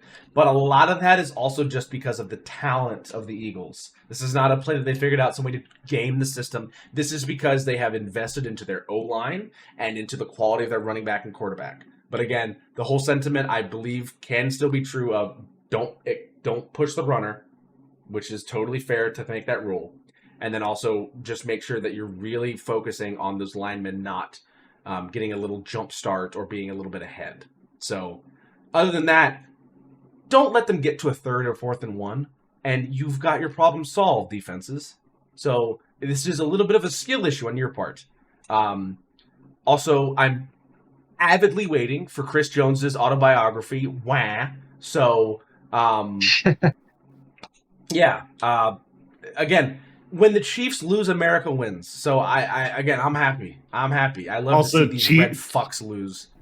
Chiefs fans complain about false starts. Look at Juwan Taylor. Exactly. No. Exactly. I know.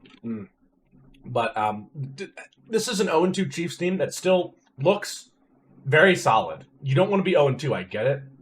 But they're not out. They're definitely down. They don't really have... Their only receiver is really Kelsey. Well, I mean... With Worthy out and... Well, Kelsey took Worthy out. We know this. This was a I know, but I'm saying by the Andy Reid. Don't forget, guys. 3-4. Oh my god, that's so tone deaf with that. I was like, 3-4. It's free for Rashid Rice. Oh, yeah, he was wearing a shirt that was like free Rashid Rice. Like the dude is suspended for a fucking reason. The guy's a dumbass off the field. Yeah, it's just so tone deaf. It is. Very. It was like when was it the Pouncey twins when they wore like the free Hernandez shirts. Oh god. Yeah, it's stupid. It's nice to see AJ Brown get a positive stat, 5 receptions, 27 yards. Other than that, he was just fucking missing. Also nice to see Jalen Carter not spit at people. So there you go. He wasn't a dumbass this time. Yeah, because nobody first. Yep. So great game. Really defensive focused game. Mahomes tried his very best to get this team win, but wasn't able to get it done. Chiefs fans, first of all, fuck you. Second of all, your team's not done. You have a lot of games left to play, a lot of things left to do. It's a long season. Definitely tough. I know what it's like to start 0-2, and I've seen the Bengals perform very well after starting. And now they do too. So yeah, now you do too. So yeah, how do you like them apples? Anyway, moving on. They don't look that good though. This game, Atlanta's defense is pretty good. This game just kind of sucked. There was one touchdown. I know, yeah. But I'm just saying, one touchdown and JJ McCarthy got hurt. Yeah. But I'm saying it's like Atlanta's defense being sneaky good. I mean, yeah, they have some solid stars. They have Jesse Bates. They also, I believe, they still have Judon, correct? No, he's actually on Miami now.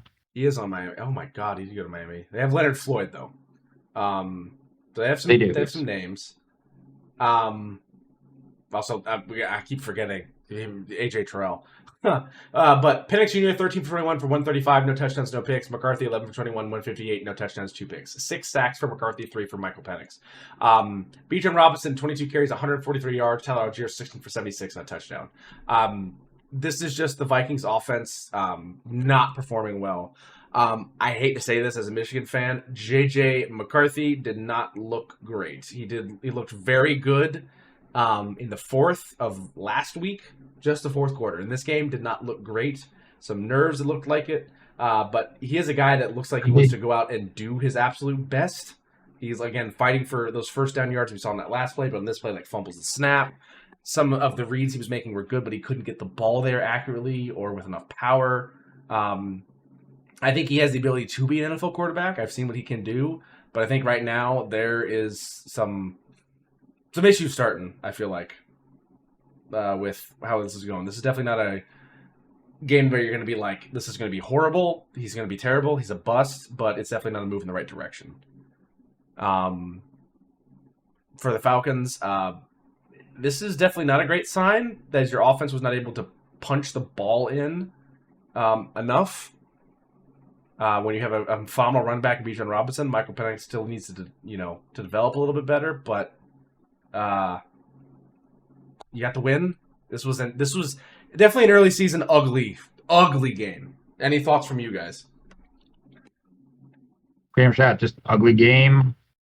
Rough that JJ got hurt, but as I'm reading out, apparently he just became a dad this week, so I guess he can spend some time with his family now. So yeah, whatever. I definitely don't think it's like red alarm fire.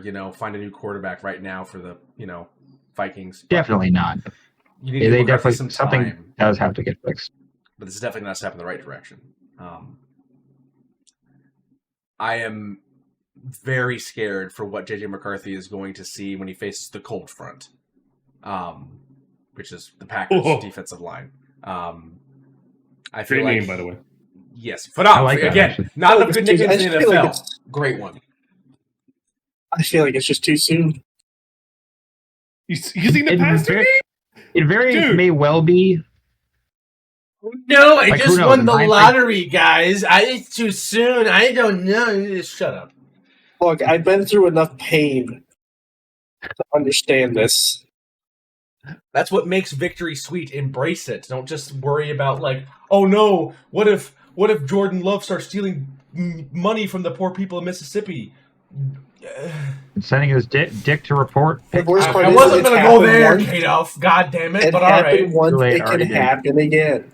Also, ladies Except and he's going to be gentlemen, taking it from the Mormons. London Bridge Next is game. fumbling. London Bridge is fumbling. Look at this fucking.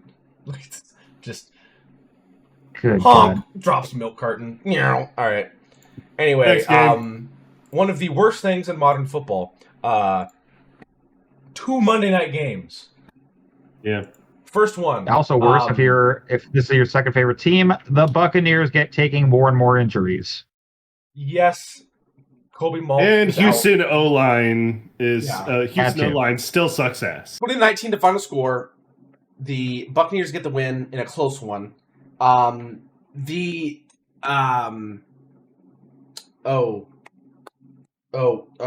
What are the people that put the thing on the back of the nutrition facts?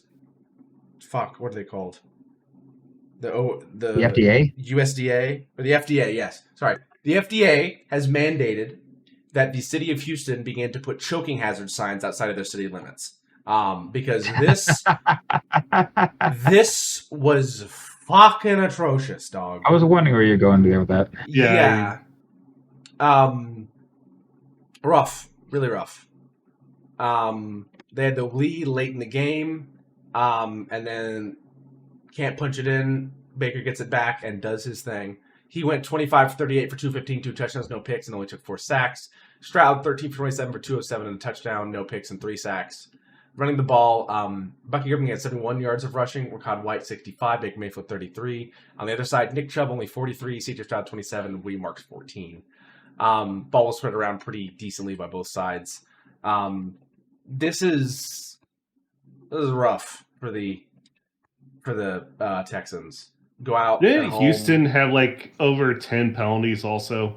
Like, wasn't that shit supposed to be fixed? There was a lot of penalties in this game, but then again, there have been a lot of penalties for a lot of teams so far this year. Yeah, but The things- Buccaneers had 7. The Texans had 6. Oh, okay. I thought they had more. Yeah. I guess they just had some during like bad timing of like they had a good drive going, then the penalty stopped. Yep. That O-line's still bad. Oh my god. So going down here, they get a touchdown, and they're going for 2 because they're only up 4. So you might as well go for 2 to try to put yourself up a little bit more. And utter fails. Or sorry, you're up 5. Might as well put yourself up a little bit more, but you're up 7. Then, well, make it 7. Yeah, make it it 7, made sense. Yes. It made sense. Yeah, go for a 2-point made sense. 1 minute and 27 seconds left. So your defense has got to show out here. Buccaneers got all 3 timeouts, so it's not in their favor. But again, if your defense comes out in the clutch here, you're doing great. Instead, pocket collapses. Baker Mayfield rushes, refuses to go down. Gets nearly to the 50. Clock is running, but you're getting for the next play. Like a wide open field there. Next play comes up. Throws a dart to the outside. Gets out of bounds. Play after that. Just, again, 50 seconds left. And now they're in field goal range, but they need a touchdown, so it doesn't really matter. Blown coverage and block there. And you let Bucky Irving to get, like, how many yards after the catch? Break, like, 4 tackles? All the way down into the red zone. Dart across the field to Mike Evans. Gets it down. And then a touchdown run there by Rashad White. They're up. They go for 2. I think I won. 6 seconds left now at this point. Obviously, untimed down. Doesn't happen. And then this. You could have let the ball bounce in the end zone if you didn't touch it, and you would have a couple seconds to run a Hail Mary. Instead, you try to run the ball out of the end zone, and you legitimately don't try to lateral it or anything. And also, going up the middle, trying to, like, find a hole in that mess, like, no, that was definitely not going to happen. Yes. So, incredibly tough game there for the Texans. This sophomore slump is starting to turn into the junior jitters. So, yep. Also, I found out Chip Kelly's offense coordinator for the Raiders. No wonder the offense sucks right now. Yeah. So, moving on to another chapter. Another new rivalry between 2 head coaches, Pete Carroll and Jim Harbaugh. In an interview before this game, Pete Carroll was asked if he had any fond memories of the rivalry he's had with Jim Harbaugh. His answer was, I have no fond memories of Jim. These 2 old men. Apparently the 2 just fucking hate each other. Yeah. Yeah. Jim Harbaugh has asked Pete Carroll after games when they were coaching at USC and Stanford, what's your problem, man? Like, these guys, these are 2 angry old men that don't like each other. 20-9, the final score. Has Harbaugh said any reason why he hates him, or just stone-faced about it? Both Harbaugh and Pete Carroll don't like to shit talk about people to the media, so they generally do not. Yeah. Damn.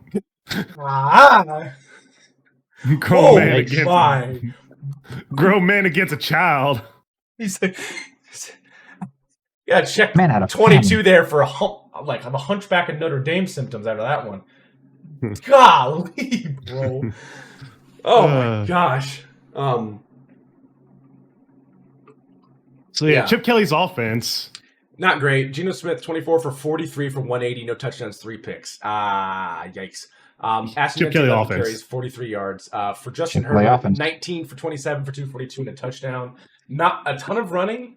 Kind of spread out. Justin Herbert with the lead rusher, probably not intentionally, 9 for 31. Najee Harris, 8 for 28.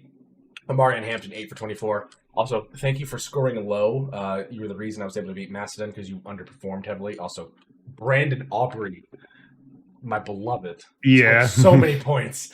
Well, the hell when Harbaugh doesn't use Derrick Henry, only gave him 11 carries. Yeah. Sorry. Harbaugh, but yes. You're fine. Jacoby Myers looked really good receiving. Also, again, Brock Bowers, amazing as well. Quentin Johnson looked very good. 3 receptions, 71 yards, 1 touchdown. Still got to work on the drops, obviously. Biggest issue for the Chargers here, Khalil Mack had a very rough elbow injury where he was trying to tackle somebody and his elbow got hit from the outside, so you thought like the elbow moved away. It's not supposed to move. So it looks like it's going to be like a 4... I know, Maston had to close his eyes even for me explaining that one. Probably a 4-week at minimum recovery, and he's been pretty solid pass rusher, probably your best pass rusher now that Joey Bosa is a Bill. So, a lot of stuff to... And probably the most big piece on that defense. So losing him for any time is going to be a bit of a problem. Yep.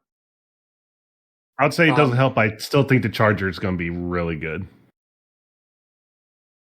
Yeah, I think they will be. They just need to make sure they have more consistency and don't falter in the postseason they did last year. Amazing play by the Geno Smith there to extend the play for a 2-yard gain. Yeah. But yeah, the defense is going to struggle without Khalil Mack getting pressure on the quarterback, so we'll have to see how that goes for them. But yeah, great win by them, getting the job done. Still a lot of work to give you for the Raiders in order to move forward here.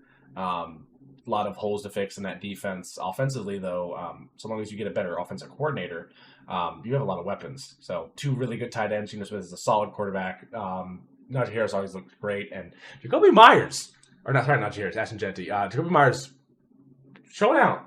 Looks like he's been a pretty good option for them at receiver. Maybe a bit. I guess that whole thing about him wanting out early in the offseason is kind of and pushed off to the wayside. So, yeah, big win there by the Chargers in the stupidest time slot at 10 p.m. start. I work at, 4 a.m., dog. You can't be doing this shit. All right. Yeah, that game ended at, 1 in the morning? Yeah. Yeah. And then last but certainly not least, the game that just happened and ended just a bit ago. Start of week 3, Dolphins and Bills. A lot closer than we would expect here. Dolphins had put up a bit of a fight. You'd think. 22 for 34 for 146, 2 touchdowns and a pick, but was outperformed by Allen. 22 for 28 for 213 yards and 3 touchdowns. Again, looks like they're running the ball a lot more. They might be listening to us. James Cook, 19 carries, 108 yards and 1 touchdown. Most of the time we've seen a Bills running back run for triple-digit yards back-to-back weeks. Yeah. Tua's still got a turn the ball over problem. The Miami Dolphins defense, very bad one too. The Miami Dolphins defense is they're not stopping too much. I will say the Buffalo Bills defense did kind of worry me here. This was not a good showing from them. They are better than this. They need to be better than this. But as Miami, do you just blow it up? I mean, I know it's only week 3, but Tyreek's not getting any. At least Jalen Waddle is really old. You have get rid of. Yeah, I say get rid of GM. He's the one that, basically, destroyed the team in a way. Let the players go, or got nobody. I mean, and their GM's Greer still, isn't it? Chris Greer? Greasy. I thought it was Greasy. Also, is it time for Tua to be done in Miami? Do you think they need to really blow it up? New head coach, new GM, get rid of a bunch of the older guys? Honestly, yeah, because Tua's been I feel like if Tua keeps playing like this, he is confirmed shot to shit. Yeah, it's rough. I mean, if they want to go get somebody good in the draft, I feel like you might throw in the towel just to try to really rebuild with this team. But I mean, I think that also means getting rid of not Mike McCarthy, who's their head coach. Mike McDaniel. Mike McDaniel. There it is. Yeah, I don't think he's working for this team either right now. I think he's completely lost the locker room. Honestly, so if they continue to lose like this, the whole thing about them having a players only meeting definitely shows that they are losing trust in him. That is like the sign of the end times, like the bell ringing from the Grim Reaper, ding dong, like that. Yeah, it's not going. Hold on, I got something for that.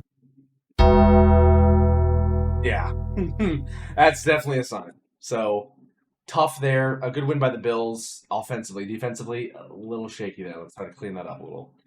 All right. After that's done, let's go ahead and get into our other segments, and then we will move on to our predictions. Starting up, gambling. Here comes the money. Here we go. Shit, it's my turn. Yeah. Yep.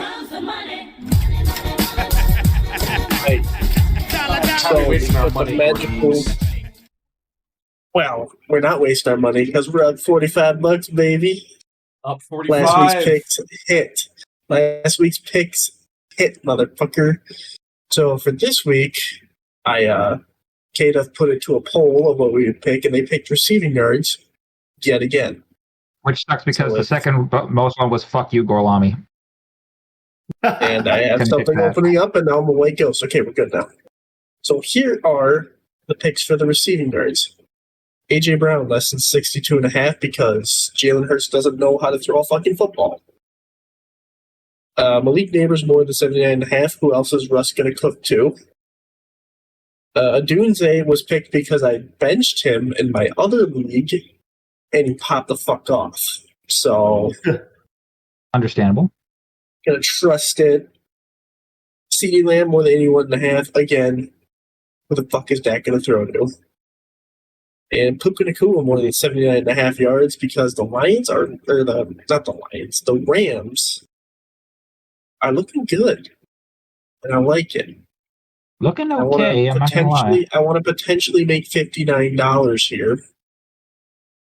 Wait, how much did you make on your last bet? I forget.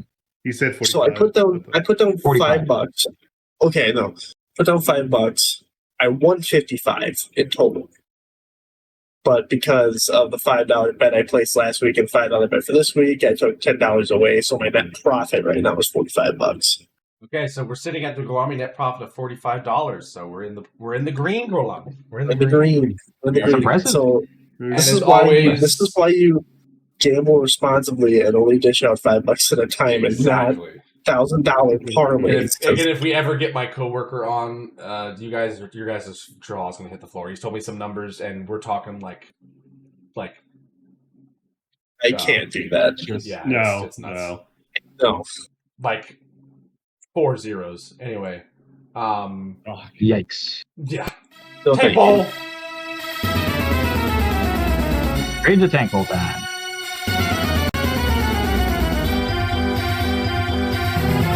Oh, damn. I'm still recovering that aneurysm from watching that Giants Cowboys game. Keep Don't blame me. keep Browns and Dolphins at worst because good God, there should be a new tier of just Does anything fucking change? sad. To be quite What the honest with you, fuck? does anything change? No. Actually, this is easy. Yeah, nothing changes. Thank Christ. Yeah, it's honestly, yeah. Well, hold on. Do the Giants actually go up a level? Because Russ looked Russ was cooking. Definitely not. Definitely not? No, Okay. Dallas, because Dallas defense is pretty ass right now. Okay, fair enough. All right. Anyway. Yeah, Moving back. and like with Tennessee, the team is bad, but Cam Ward looks good. And then there was something said that Tennessee's defense doesn't look like shit. Say complete shit. Yeah, There's some bright spots. All right. So So, it's outweighed by the shit. I also will say this. Mama I've made- his pick for player of the week. He's getting it to Jared Goff, who, like RFK, feasted on bear meat. I I did not know that. put down about 4 RFK. bets for Sunday as well. Addition from the receiving yards. I have a social betting that lets you do like a regular sports book. Yeah, I bet on the Lions winning, the Bears winning, the Rams winning, and the Bengals winning. Because they were the underdogs according to the book. So Okay. So let's go ahead and go with our predictions. We'll take a look at the scores. I had a week. I'm still leading 36-7, 18-2. That's I'm right on your fucking ass, dude. Pause. One of my best weeks. I feel Phrasing. like one of the best weeks. Right behind me, Just gonna give it a 33 little and 6. Whoa. 33 and 6 are allowing, 17-3. All right, then, Calm down, meow. Then Macedon 28-10 went 16-4. Calm down, Mamba meow. 27-11 went 13-4, and then K-Duff 26-10 went 15-4. So I'll come back on it. yeah, I see think Wade. you should be all right. Anyway, Packers and Browns. And in the starting loss out. category, that's what matters. Packers and Browns. I'm going to take the Packers in this one we'll do 13. Green Bay by 15. Factory of Sadness still keeps on churning. How about this, boys? I'll meet you in the middle.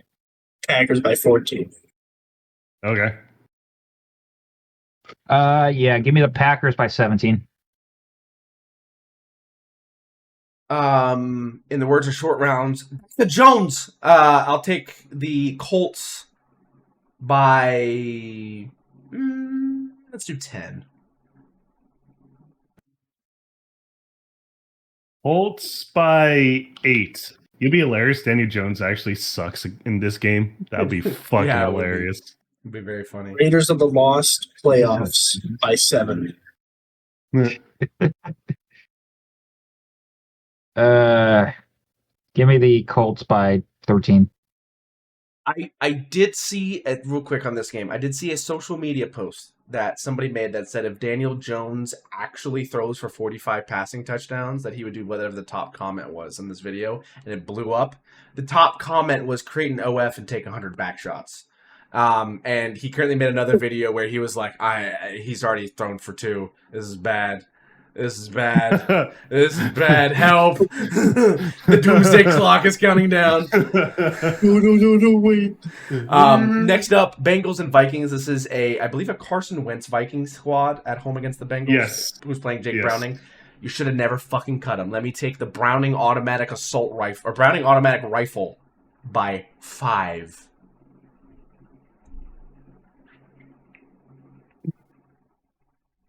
So just tough one. Zach Taylor being dumbass or Carson Wentz dumbassery of hero ball? You gonna throw a tie at this one? You No, actually, I'm gonna trust Brian Flores' defense by 3. Minnesota by 3. I gotta go with my bet. Give me the Bengals by 5.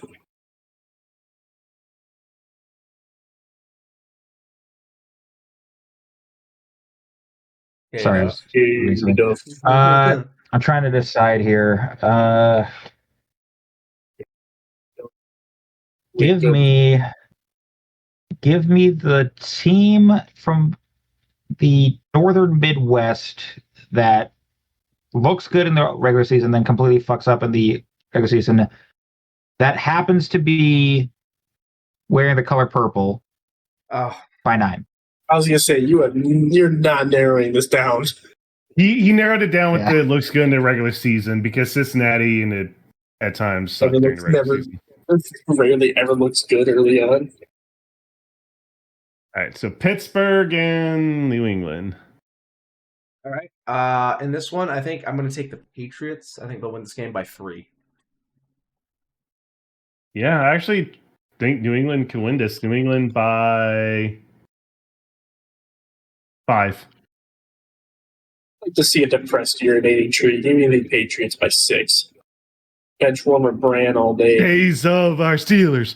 Days of our Steelers. Days of Some our things Steelers. always ring true.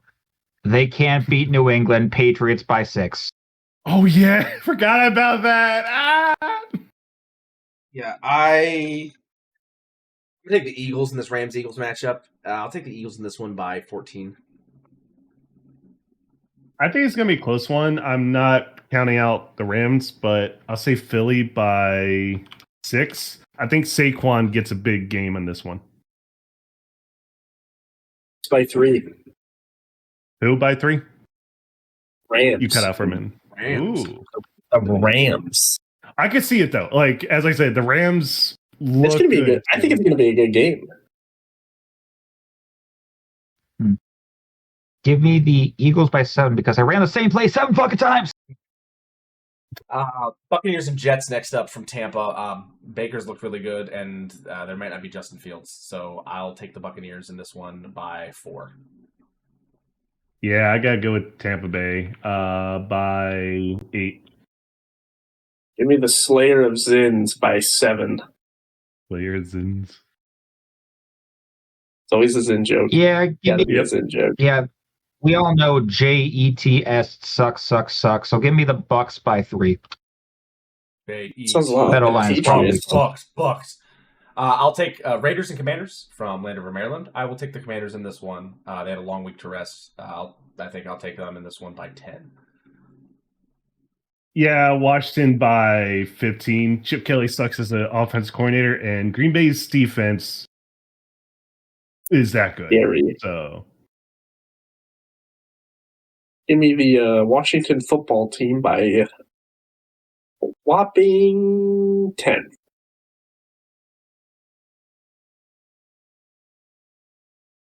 Or sorry, U-Tree posted, so they just put in shadow.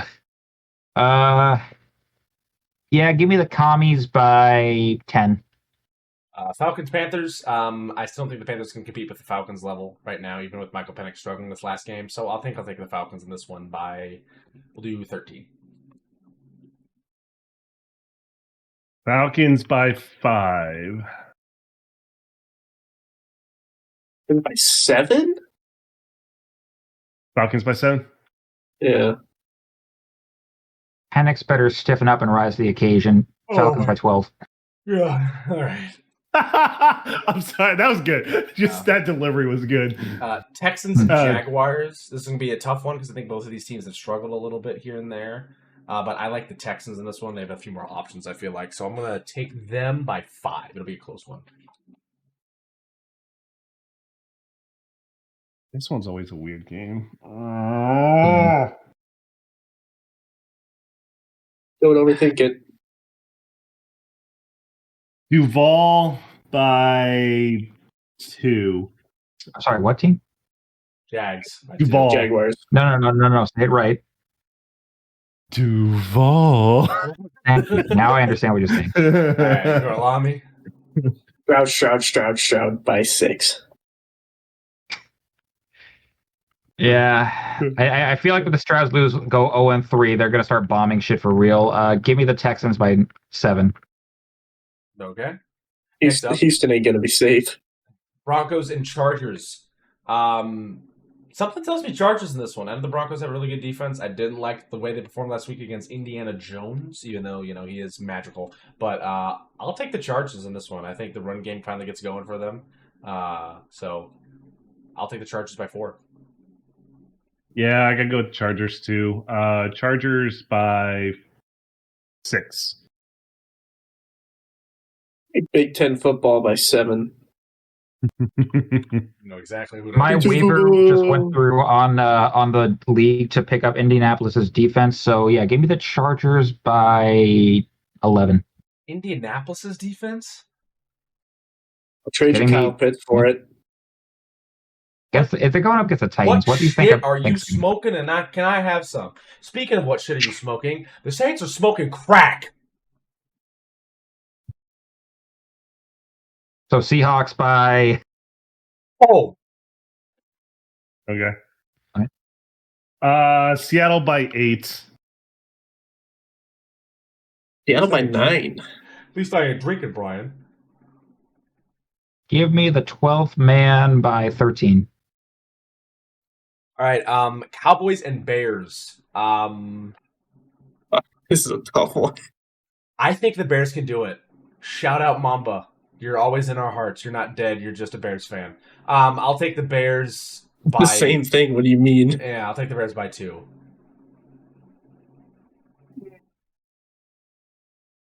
know what? Fuck Dallas. Chicago by 1. Wow. I hate the Bears. I hate the Cowboys. You know what? Fuck it. Tie. The 5-point possible tie. I hate them both. The 5-point possible tie. So as much as I do want to say the Bears, the Cowboys have a defensive coordinator by the name of Matt Eberflus, and every time he's involved with Chicago, the Bears lose. So give me the Cowboys by 6. Fuck, I forgot he is defense. Oh, God. All right, next up, Cardinals and 49ers. 2 teams that are 2-0. This is from Santa Clara, Cardinals. Even with Mac Jones, I still think that I'll take the 49ers in this one. The Cardinals defense is a little wishy-washy to me. So 49ers by 6. I'm sorry, San Fran's injured all to hell. It's not that bad yet. It's bad. It's not that bad. It's not like last year yet. It's close. Arizona by 4. Give me stubby-legged Vic by 3. Oh my God! Don't play it! Don't play it! Don't. Yeah, play don't play it, please. I will fucking walk out. No. All right. Return of the Mac. I'm offering over the disconnect button. Wait, all right, San Fran by 9. Return of the Mac by 9. Yeah. Okay, that's okay. Hey, I'll let this damn! go, 'cause It this song's- fucking went loud at that. God Thank you. damn! Yeah. It does what it goes to the good shit. Giants and Chiefs. Who the fuck scheduled this for a Sunday night? This is a Thursday night game if I've ever seen one. This is The Giants have the opportunity to do the funniest thing ever. I don't think the Chiefs are going to let them. This is an 0-2 Chiefs team. This is going to be murder on national television. Give me the Chiefs by 5. It'll be close. Russell Wilson will turn back the clock once again. But again, what is that? Who's going to guard anyone on defense for the Giants? Yeah. Even with Chris Collinsworth sucking Mahomes' dick, he's still able to play. Kansas City by 8. I'm sorry, dude. It gets annoying with that shit. It's like, good God, you're fucking deep throwing that shit. Pause. God damn it, Kano. Anyway, 3-4 by 7. Who by 7? Wait, who? 3-4 by 7. Oh my god. Oh my god. 3-4, yeah. How about you? 3-4. Oh, Don't. so fucking. I thought toned. 3-4 when sorry. you first said it was 3 as in the number 3, so I thought it was some like 6-7 bullshit. I'm about to punch you.